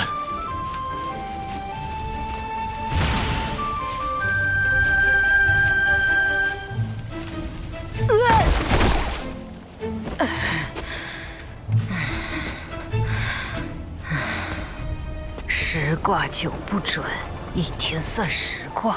今天10卦用完了，客人改日再来。前辈既留在此地等我，何以低头不见？小老儿见过您。夫人，您印堂发黑，似有血光之灾。正是有这般灾祸，才来寻前辈指点一二。望前辈念在昔日旧情，帮一帮我。我跟您认识。我族被欺凌至此，前辈当真不愿助？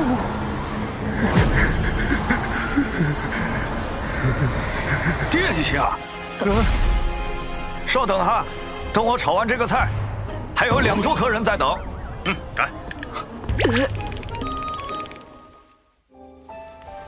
前辈为何在酒肆之中做个厨子，而非？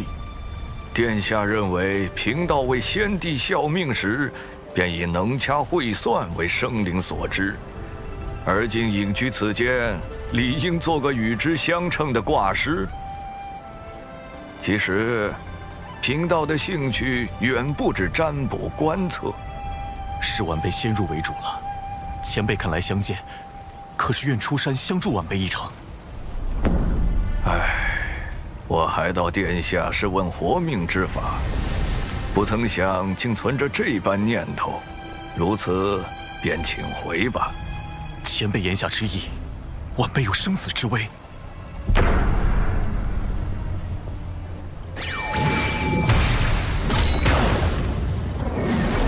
大祸不远矣！天庭水神千方百计害我，阻我妖庭复兴大业，望前辈救我。贫道曾见证百族不甘被巫族捕食，汇聚不周山顶，立妖庭与巫族争锋。但百族压过巫族后，却开始了无尽的征伐和奴役。妖庭败落是应得的因果。那些喊着复兴妖庭的家伙，不过是想借机行奴役之事。殿下莫要因此纠结前世。无数妖兵惨死在水神的谋算之中，如今天庭又广发讨妖檄文，妖族面临的是灭顶之灾，晚辈如何能放下？还望前辈帮一帮我，帮一帮妖族。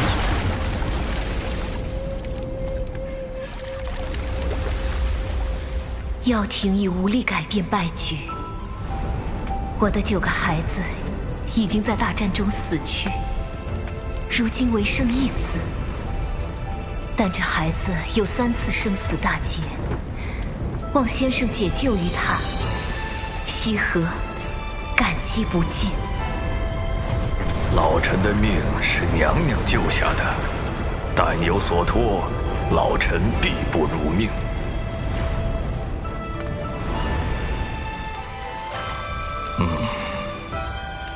罢了，终归是欠先后几分情谊。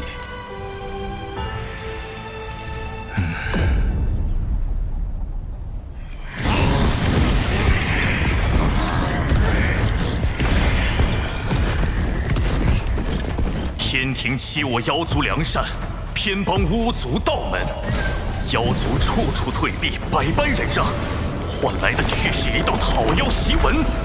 今日，陆压以妖庭太子名义发此檄文，即日起，妖族不再遵天庭之命。说的跟以前听过天庭号令一般。水神大人，这些妖族凶到就差直接咬人了，咱们何时起兵伐妖？妖族派系凌厉，难以一心。此时出兵，反倒会促使他们结盟。那时天兵会死伤几何？一旦伤亡过大，哪怕顺利镇压，天庭实力亦会暴露。倘若再败，天威荡然无存。是小神莽撞，思虑不周，望水神见谅。不过妖族不尊天庭，便是不尊天道。诸位身负神职，何不用天道之力削他几层皮？比如雷伐殿给身负业障的妖降雷罚，吓他一下。代管财部的诸神就搞点破财之事。小神代管风部，可令群妖汇聚之地，日日大风，不见天日。小神代管四季轮换，可让群妖居所，夜夜大雪，白昼酷热。小神代管黄昏晚霞，可写上妖族必败等话语，乱其军心。小神专管侧神殿，定要妖族如厕时4次爆桶，溃不成军。小神也只能做到这种地步了。算你一功。不过扰乱妖族的关键还得看月老殿，如何让各大妖王互挖墙角，加快妖族内乱。卞副统领，听闻你深谙此道，还望能对月老倾囊相授。是末将的一位朋友深谙挖墙脚之道，听他说，要先与那人结交，温言细语，若事情败露，也可厚着脸皮据理力争。水神老师算计之脏，令己发指，其对老师无比钦佩。若妖族愤而攻打天庭，又当如何？那他们顷刻间便会死无葬身之地，连骨灰都不会留下。教主哥哥定已做好了万全的准备。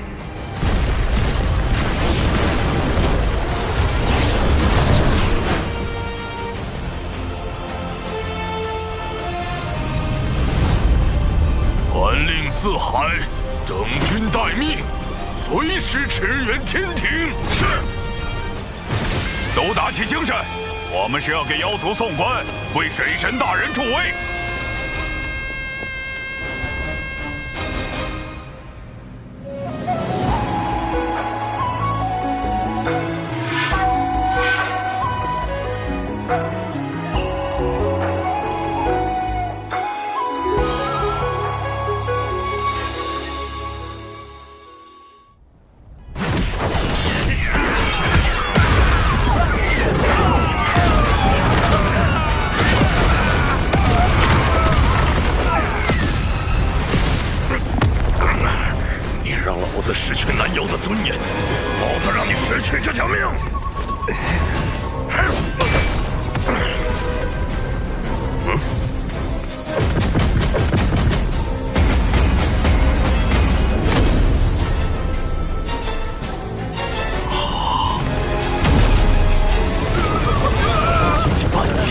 天庭便让妖族内部出现不少裂痕。前辈，我们到底何时发兵？等到水神以为将妖族和殿下逼至绝境，才是出手的机会。你怀疑陆压的背后有高人指点？天庭大兴已成定局，迟早会清剿凶妖。陆压此时发讨天檄文，号召各路妖王抗命，不过是在提前激化双方矛盾。但他却又按兵不动，只抗命而非反天，就是给自己留了一条退路。但以陆压的行事作风，断不会想到这种以进为退的法子。所以妖族内部定然有一位能看到天地大势的高人，想保住陆压。大法师通晓洪荒大事，可知妖庭有什么大能尚存活于世？妖庭陨落后，妖族高手四散而逃，或藏匿北周深处，或去往洪荒之外，是生是死也未可知。若要说谁一定活着，我倒是想起一个，妖庭10大妖帅之一白泽。2大妖皇最为器重的那位谋臣。白泽本命神通是趋吉避凶，我与他也算交过2次手，每次刚动杀念，就被他逃了。这家伙是10大妖帅中唯一能避开因果，从巫妖大战全身而退的。这个白泽势必会给天庭带来不小的麻烦，可否请大法师出手将其除掉？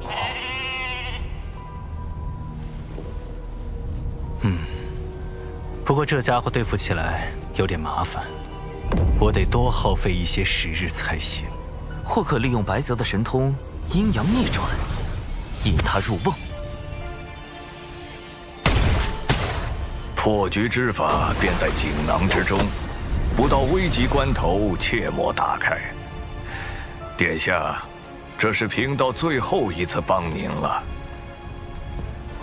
前辈要走？水神定已察觉到贫道，现在不走，就真的走不了了。不过贫道还要再叮嘱殿下，切莫与水神为敌。玉帝忌惮您，是忌惮妖庭太子，可水神自始至终要杀的是陆压。这有何分别？我与水神并无深仇大恨，他为何如此？水神此人，贫道始终捉摸不透。海神庙只有5、6座时，贫道就已无法看清他的根脚，可见他早有防范，且一日未曾懈怠。水神行事确实周全到令人发指。不止，水神善忍耐，且睚眦必报。当初您与金蝉合谋破开海眼，而后金蝉折于灵山，殿下伤于瑶生山，地藏造谣道门半日不到，水神便串通三教大师兄逼西方教认错。逼上灵山，何尝不是三教大师兄有意促成？前辈对水神是否夸大其词了？贫道如今能告诉殿下的，便是水神修行至今，绝不超过500年。这怎么可能？此人天赋之高，谋算之深，非我等可及。且面皮于他如无物，宝物宝财如烟云。最让人钦佩的，便是见利而不忘义。贫道虽未与他打过照面，但仿佛神交已久。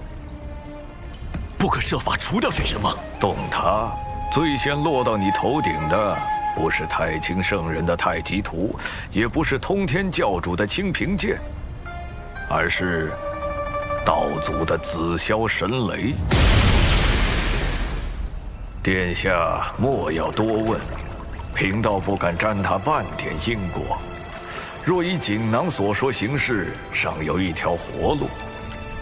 妖庭早已不复存在，望殿下放下执念，及时回头啊！人情已还上，咱们今后便不多见吧。殿下保重。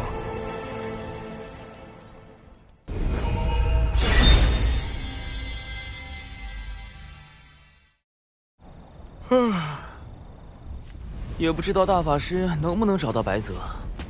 师兄，有一位自称泽白的道者留下一枚传信玉符，点名要给师兄。泽白，白泽，这位上古妖帅趋吉避凶的神通当真敏锐。大法师刚去追查他的下落，他就找到了渡心门。这个白泽，由不得。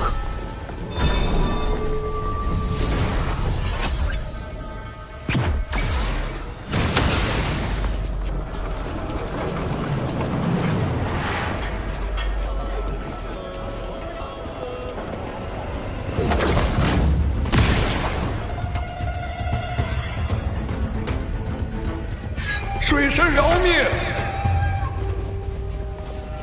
是白泽留下的传音，好狡猾。水神饶命！水神饶命！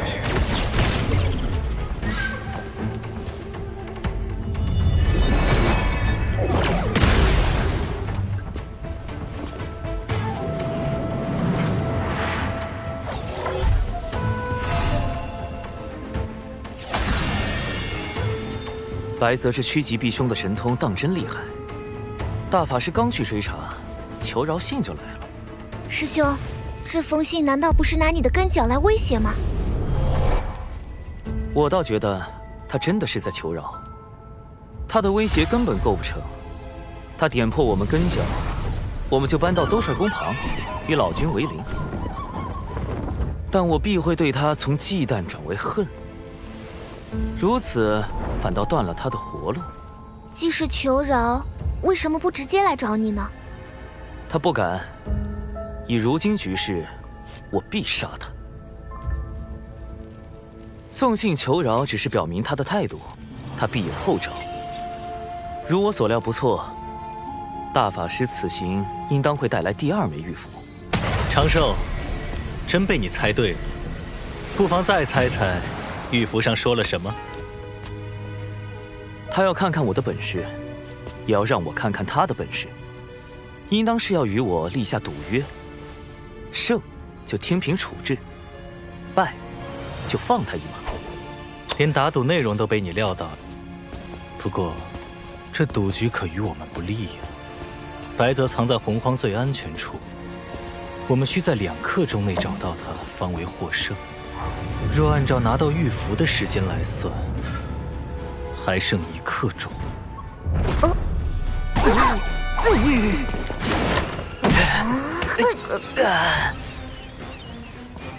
最安全之处吗？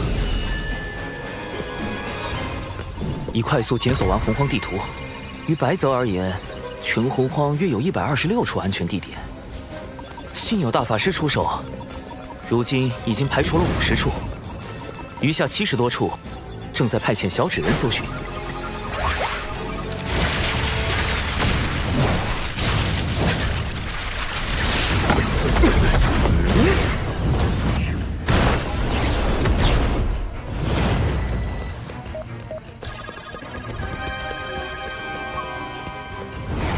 师兄，时间不多了。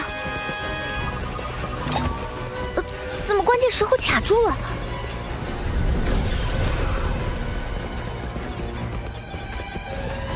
长寿，再不锁定地点，过去可就来不及了。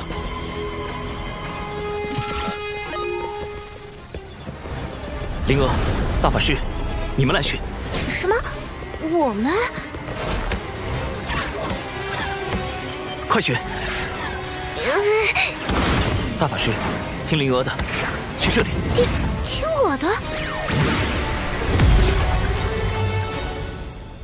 水神的思量在第10层，普通聪慧之人在第5层，而我本该与水神在高层角逐，但我主动退回第5层，以最不符合水神的思考方式，才能选定最安全之地。师兄，这个就是上古妖帅白泽吗？运气不错。你就是？还请大法师出手，扬了吧。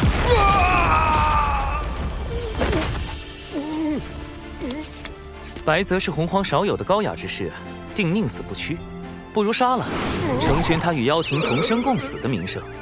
这般不妥，他身上没有业障，且有瑞兽名头。大法师，不如让他说句话吧，也许他肯将功补过呢。谁说要宁死不屈了？贫道去，贫道现身就是想去。既如此，道友何故插手妖庭之事？水神要抹杀一切与天庭不利之事，又岂会放过妖庭出身的贫道？我可没有这般雄心壮志。若非心怀大志，水神何必与截教交好？其实是一场意外。那你为何创立海神教，蓄意与东海2太子敖乙结交？也是意外。妖圣山呐，你灭了陆压10万妖兵，更是意外。我当时其实是为了救巫族。你，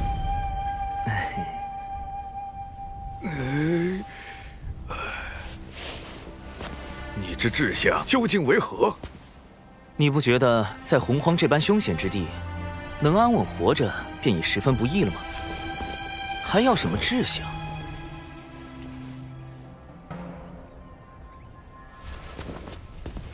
遥想当年，妖皇帝俊与东皇太一共同执掌妖庭，难道你不想成就2天地之位？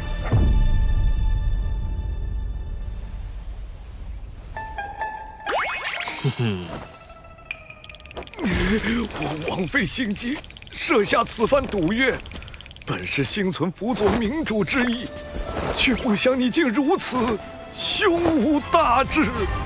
唉，道友，时代变了。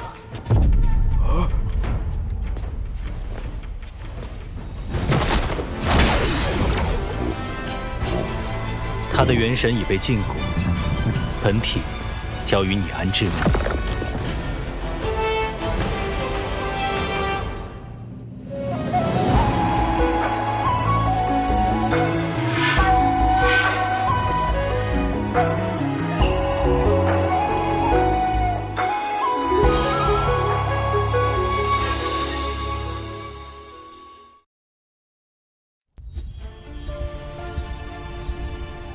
师兄，你究竟是怎么找到白泽的？后来又为什么听了我的呢？贫道也想知道。很简单，靠运气。啊！白泽筹备此局良久，我无论做何种选择，他都早已预想到。因此，我将最终决断交给了你与大法师。大法师当时并未思虑太多，而是抱着戏耍的心态，故我将大法师的选择放在可能性第2的选项。而灵娥这般聪慧但思虑难周全之人，给出的答案有3成可能是白泽的藏身之地。3成，这可不像你的性子。所以，此番能够找到白泽，全靠运气。嘿嘿。运气，水神之志非常人所能及，与我的较量更不可能只靠运气。他究竟是怎么找到我的？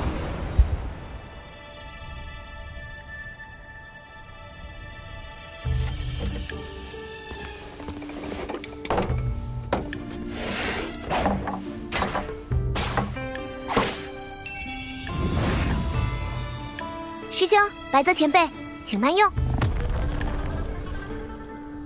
师兄，咱们把白泽安置在门内黑池峰，是不是离小琼峰太近了？大法师有意留白泽一条性命，我自不能杀了白泽，但也不能放了他。面对这样的危险分子，最好是将他安排在身边不近不远之处，再借机收服。前辈，请。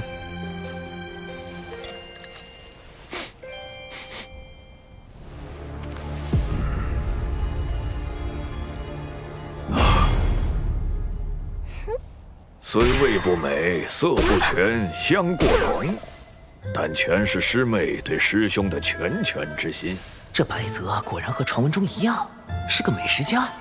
要我说，做什么妖帅，应该做个探店博主。我观前辈似以辅佐明主为乐。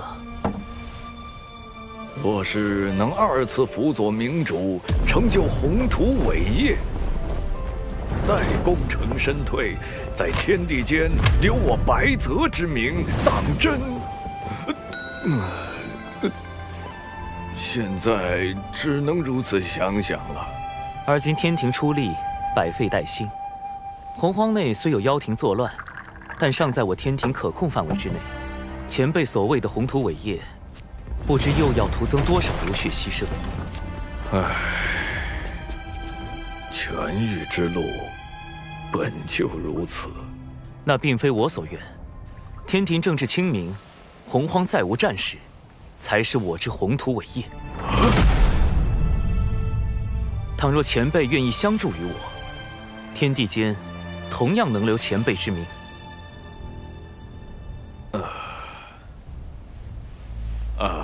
这鱼要是再浇一点，就更香了。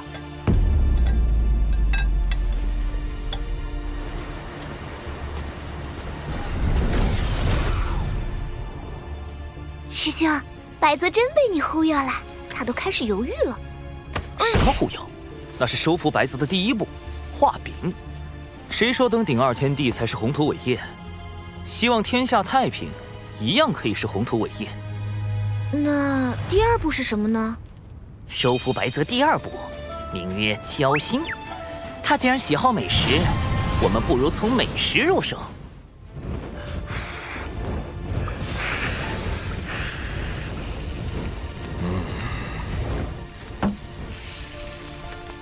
高端的食材往往只需最简单的烹饪。这道白泽烤鱼可是当年的妖庭名菜。今日既提到妖族，你我不如论一论当年妖庭之事。前辈以为，当年妖庭可救还是不可救？可救。那我便是不可救。前辈请。妖族当年的弊病在于形同散沙，要救妖庭，须得……非也。巫族只是喜爱捕猎，并未将妖族视为敌人。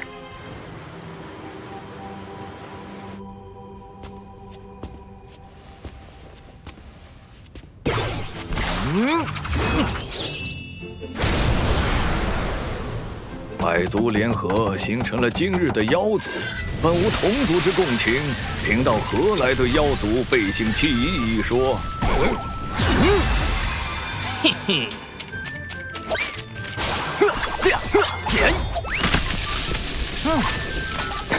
您既做了花匠，享受栽培花朵、观其盛放的乐趣，便要忍受花朵枯败、零落成泥的落寞。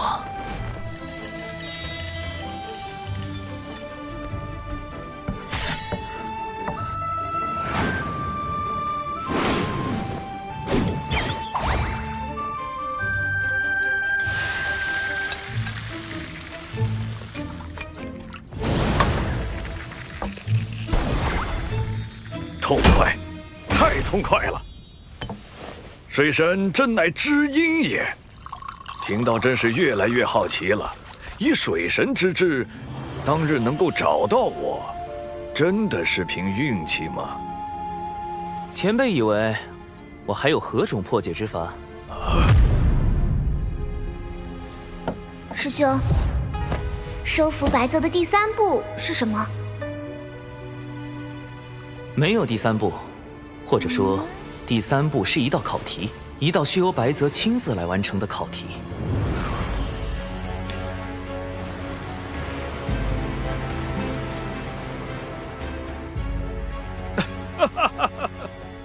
前辈这是？好你个水神，说什么寻到贫道是因运气好，贫道一直到今日才想明白。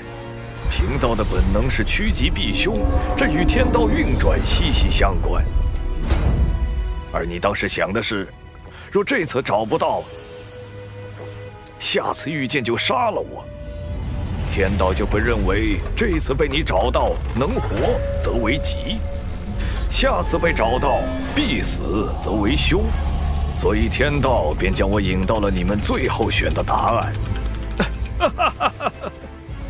此等谋算，你说是运气保全贫道最后一点面皮，贫道服了，当真服了。水神在上，请受白泽一拜。白泽日后甘为水神驱使，绝无二心。白先生，请起。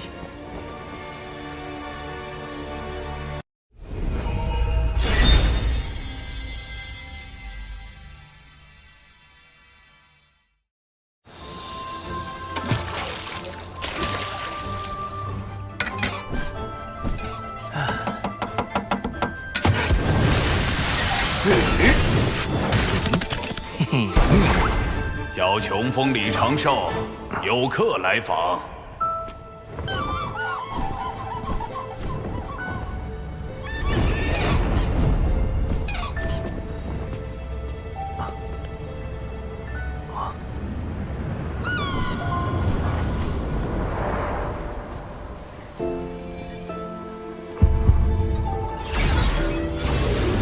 这是掌门令，持此令牌，长寿可随意带人进出山门。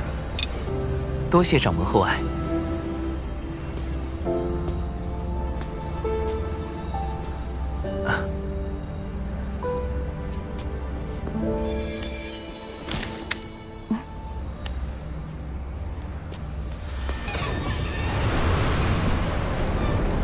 今日突然造访，是我唐突。何来唐突一说？大劫将至，诸般事宜皆牵一发而动全身，我放心不下，特来与你相见。仙子可是在担心白泽归降于我，是为妖庭之算计？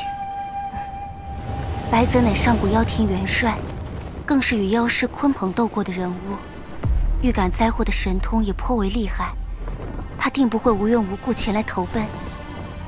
仙子所思，正是大法师与我所想。故大法师已出手将他元神牵制，而白泽在与我的交谈中，亦已将我引为知己。有玄都师兄出手，你心中也有成算，我便不必忧虑。不曾想，仙子已对我这么在意。早该知你口中无甚正经，我且回了。是我错了，还请仙子留步，容我向仙子赔罪。我亦是玩笑一句。我既来此，总该见过尊师，才不算失礼。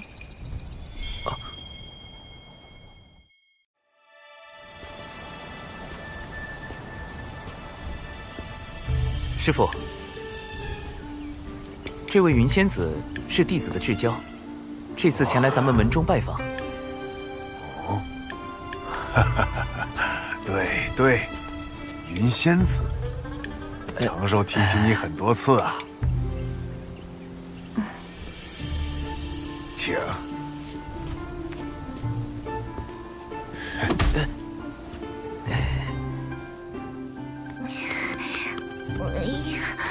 云霄仙子怎么突然打上门来了？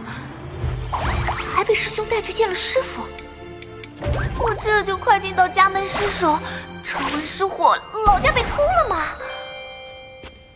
虽然云霄仙子是典籍中记载的三教高人，天地间有数的大能，但我也不能就这般把师兄拱手相让啊！况且我做了师兄这么多年的贴心小坎肩，要论在师兄心底的位置，我也并不一定会输给云霄仙子吧？这位便是你师妹吗？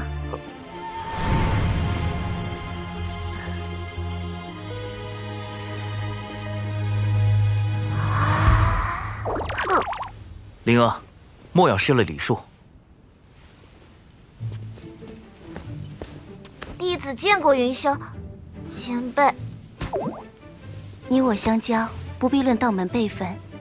我需找你许多缘会，你就如我三仙岛上琼霄、碧霄两位妹妹一般，称我一声姐姐便可。啊，还姐姐？这就要占我便宜了？动不动前来后到哎，大姐！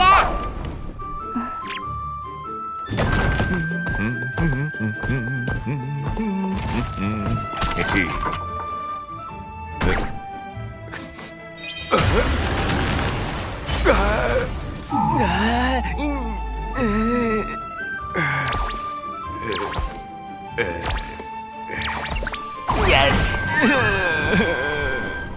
虽然知道云霄仙子应就是字面意思，但总觉得这个话题不能继续下去。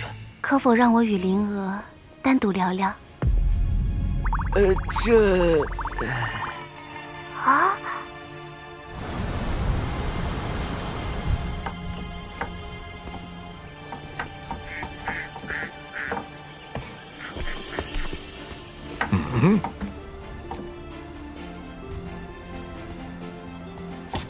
水神就这么放心让灵儿与云霄仙子单独相处，不怕出事？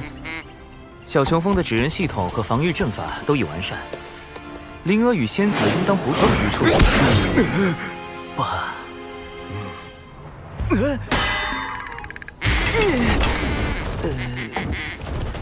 糟了，云霄仙子切断了我与小纸人的联络。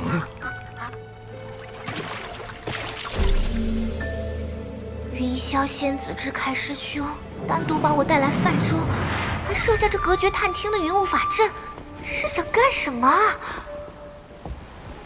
以云霄仙子的实力，要是在这里了结了我，师兄也赶不及来救吧？他还断连了师兄的指人，我是不是真的要完了？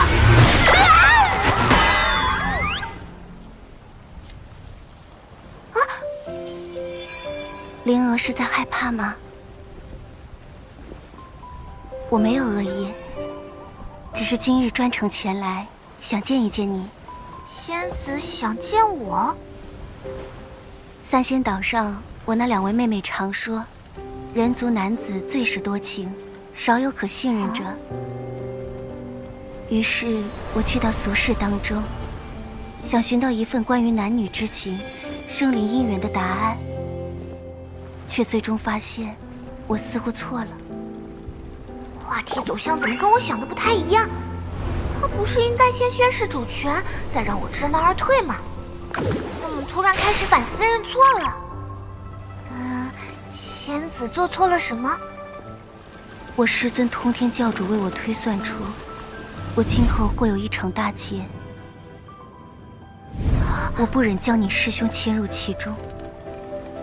上次与你师兄相会后，我我已知晓，我这漫长岁月修到的清冷，都化作了想与他相伴的爱慕。我说的错了，是我该先破劫，再与他相识。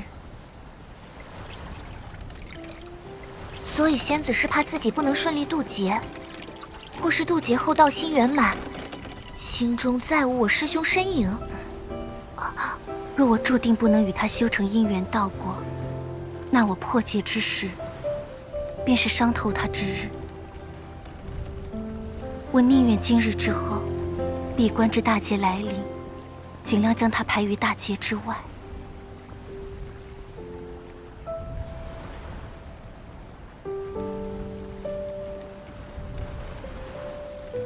我命中之劫或凶险万分，我并无万全把握能安然度过。若我大劫无返，灵儿，可否拜托你照顾好他，莫要让他伤心难过。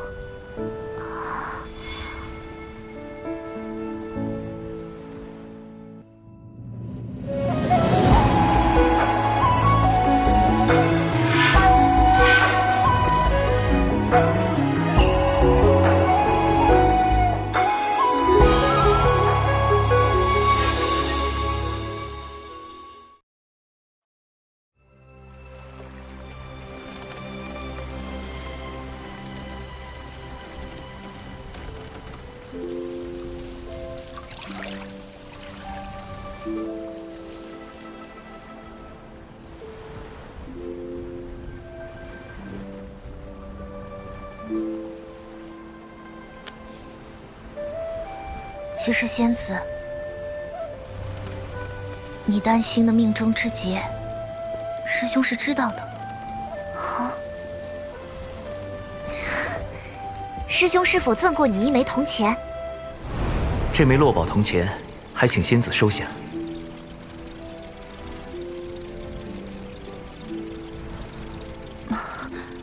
这个，对，虽然师兄未对我说过，但我几次见师兄画谋画图，其上的一团云应是代表仙子，在云旁边画的就是这样2枚长了小翅膀的铜钱。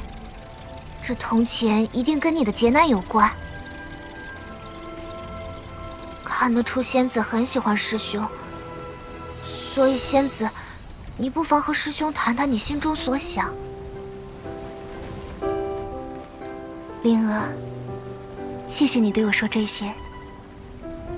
原来仙子这么为师兄着想，宁愿压抑感情，远离师兄，也要保证师兄的安全。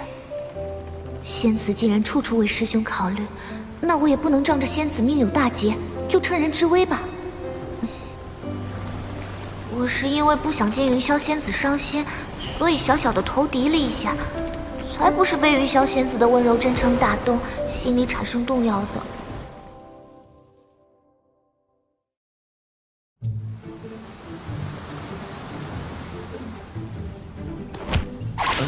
云霄仙子要喝酒吗？我师兄亲手酿的。来尝尝这个，我师兄手艺超强的。确实是少有的美味，我此前极少进食，今后怕是要多些口福了。要不我再给你煮碗面？不必了。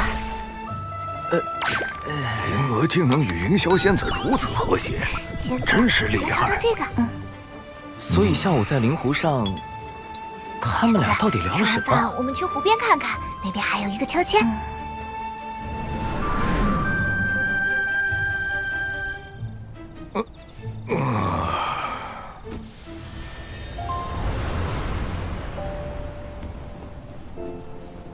那枚铜钱，我会好生保管。那场命中注定的劫难，我亦会竭力度过。我还道你在担心什么，突然来山门中看看，不曾想，你竟是有些患得患失了。你是否在担心，待你道心圆满，就无了我容身之地？你怎知？其实这般问题，我也担心过，但后来就释然了。为何释然？我这人做事一向求稳，此前思考这些时，比你所想的还要复杂许多，不然无法说服自己承认心意。今日一并说与你听吧。若你度过劫难，大道圆满，心中再无我；若你我不能修得圆满姻缘道，那我便将你的道心再融了，钻进去就是。甚至我还想过，你若是今后受伤失忆，那我就将你我的故事写成画本，让你从头看过，陪你重演一番。还有种种情形，我都详细考虑过，才下了与你顺其自然发展的决心。其实这都不算太过麻烦，让我困扰最多的，便是我修为不足，护你不得。可后来我又想明白了，若我竭尽所能都护不住你，那我也不配与你结成姻缘道果。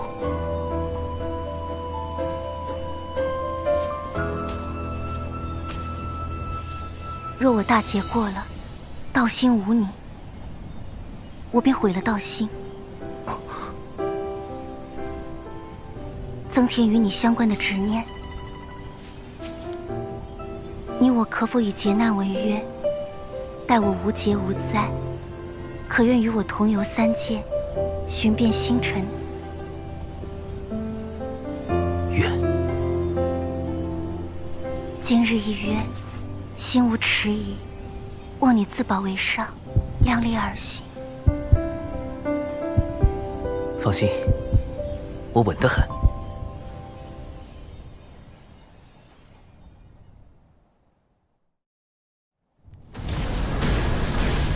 天庭一再挑衅，要兵以群情激愤。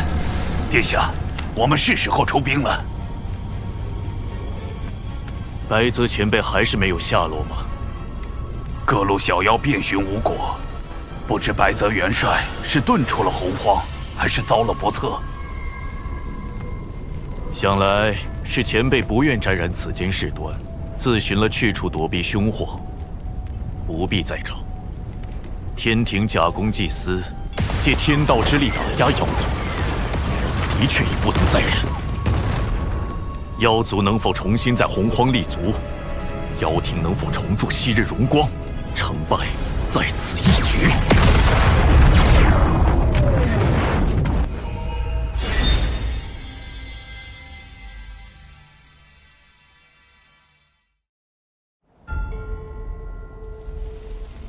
谛听突然截获了一个有趣的消息。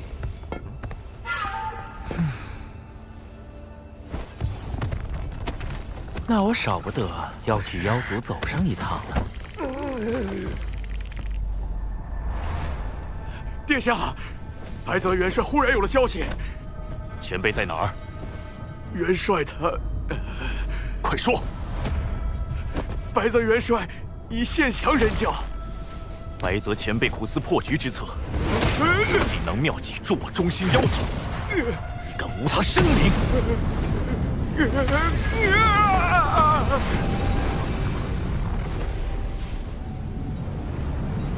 破局之法便在锦囊之中，不到危急关头，切莫打开。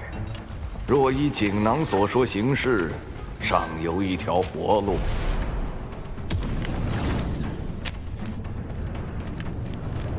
元帅是何指示？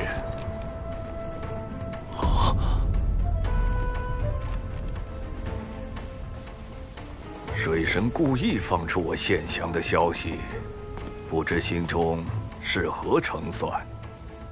趋吉避凶是先生的本能，我希望陆压在获悉先生的选择后，能为妖族计，知难而退。我无意与陆压一战，天庭也始终希望保全苍生。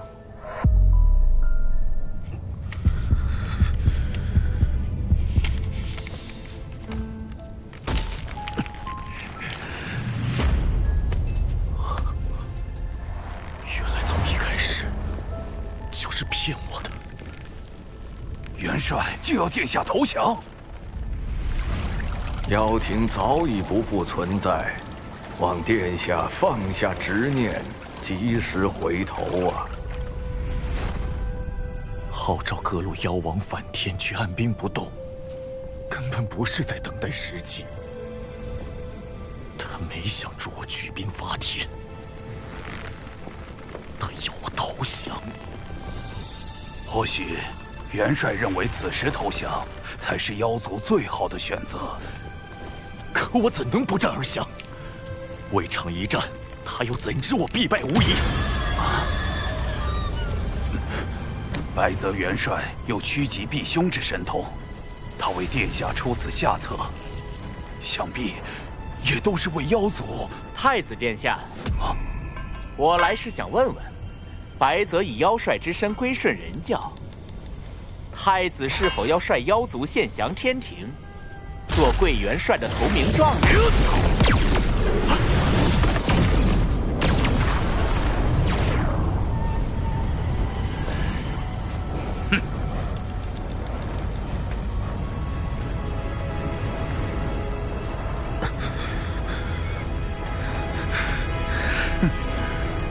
都在算计我，利用我，我岂能让你们得逞？当年我父皇率领百族齐聚不周山，成立妖族，共同凝聚出此门印玺，聚集百族之气运，绞杀巫族，建立妖庭。今日我便要以此重振妖族之辉煌。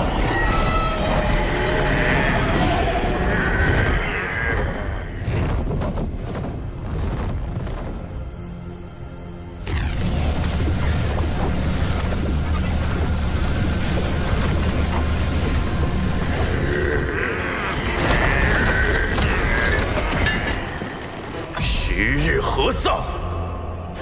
与子偕亡！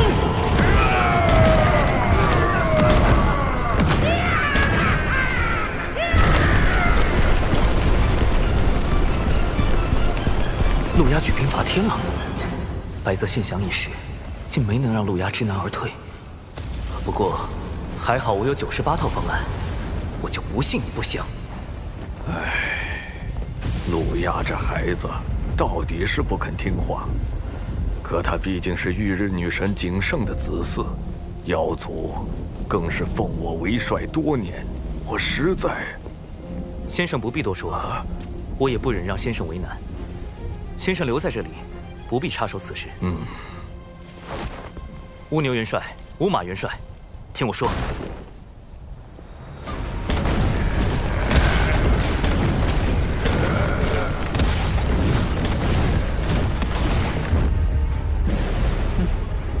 太子果然从不让人失望。都准备好了，此次陆压举兵与天庭一战，不好叫他一败涂地。我们不便出面公开与天庭为敌，已经吩咐文静另寻帮手了。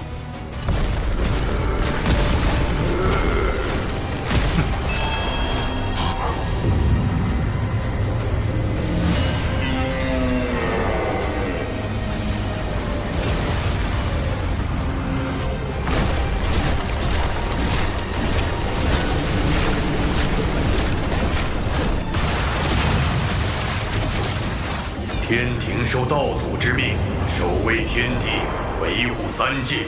而今你妖族为一己私欲，挑起战火在先，不遵天道判罚在后。吾方臣尔等及时收兵，否则定将尔等尽数覆灭于此。天道如何？我只认我自己的道。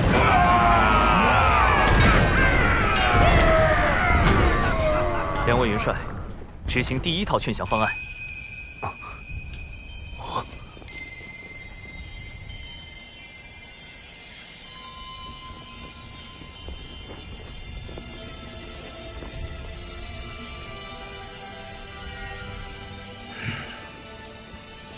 听闻妖族欲行伐天之事，自寻取死之道。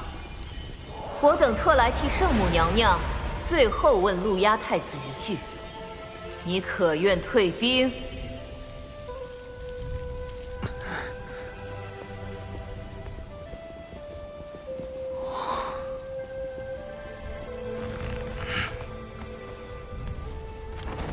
陆牙谢娘娘多年庇护之恩。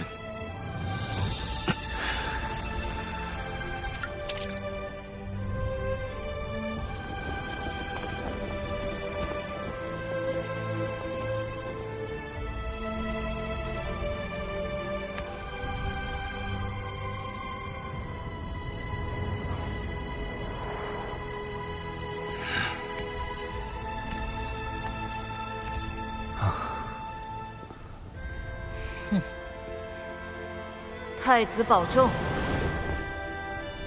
唉，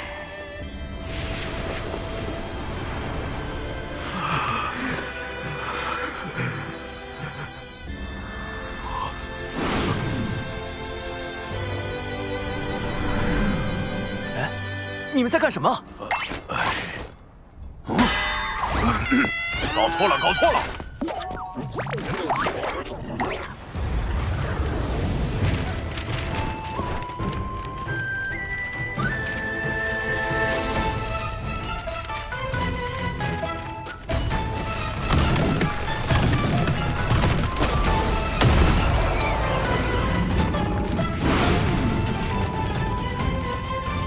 陆雅何在？速速过来受死！嘿嘿，今日我们六道府针对陆牙宁这种贵客，特地推出了殡葬大酬宾。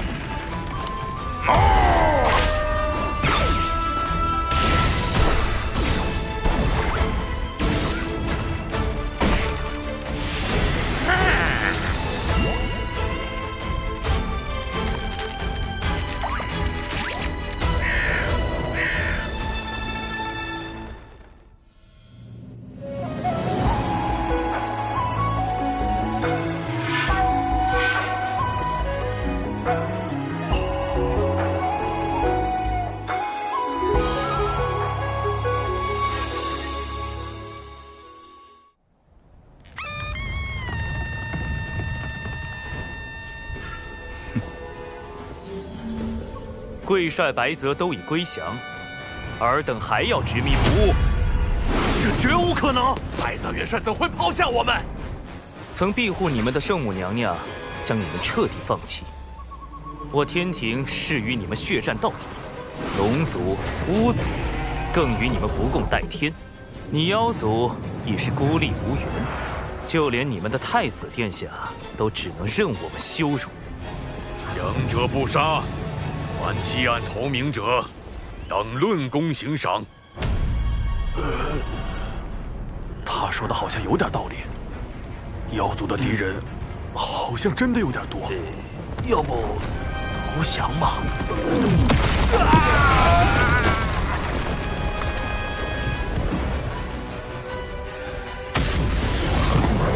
金光速现，正午神通，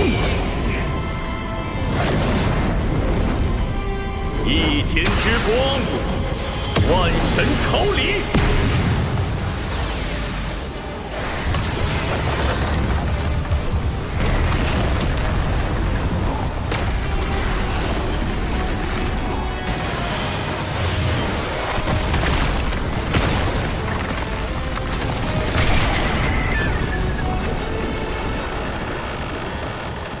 神受死！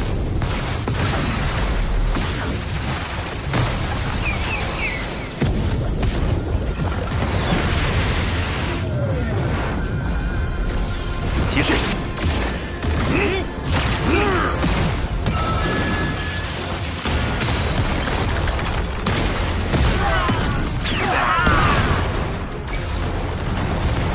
塔前辈，本塔又来揍你了！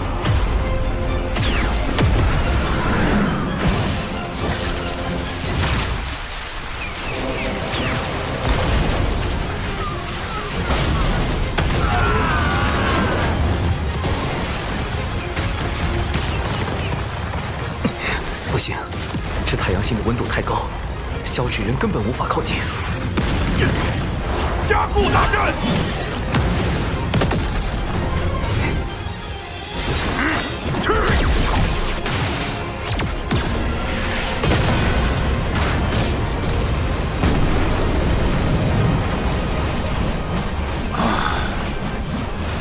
还在时，十位妖族太子化作10日炙烤大地，不但害死我巫族夸父，还令整个洪荒生灵涂炭。幸有我巫族大义前辈出手，大造射日弓，将9名妖族太子射落。昔日路亚竟有射日弓，共有几支箭？现在何处？您是说，当时一共打造了10支，还剩1支，就在我6道符安置着。拿来。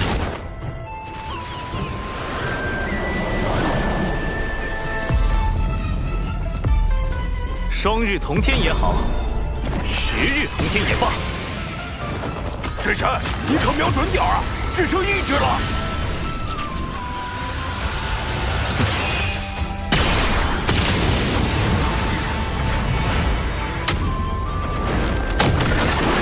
奉天之命。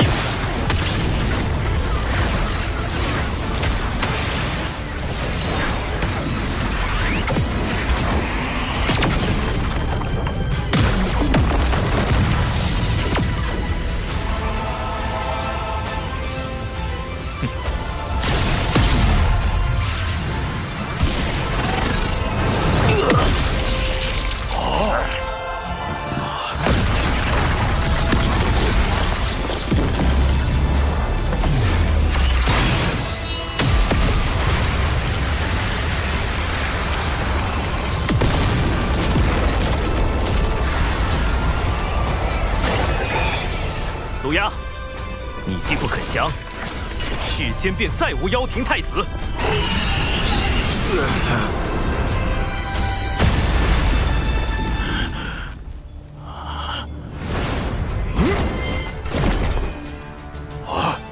水神好准头！终是修为欠了火候，不似昔年大义前辈那般，一剑便能将其击毙。2位元帅，战场便交给你们了。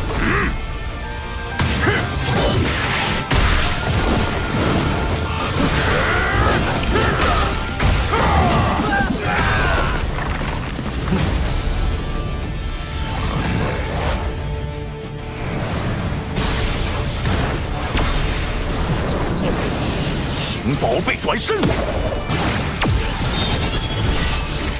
呀哈！恩塔已经开始兴奋起来了啊！这回拉不动了吧？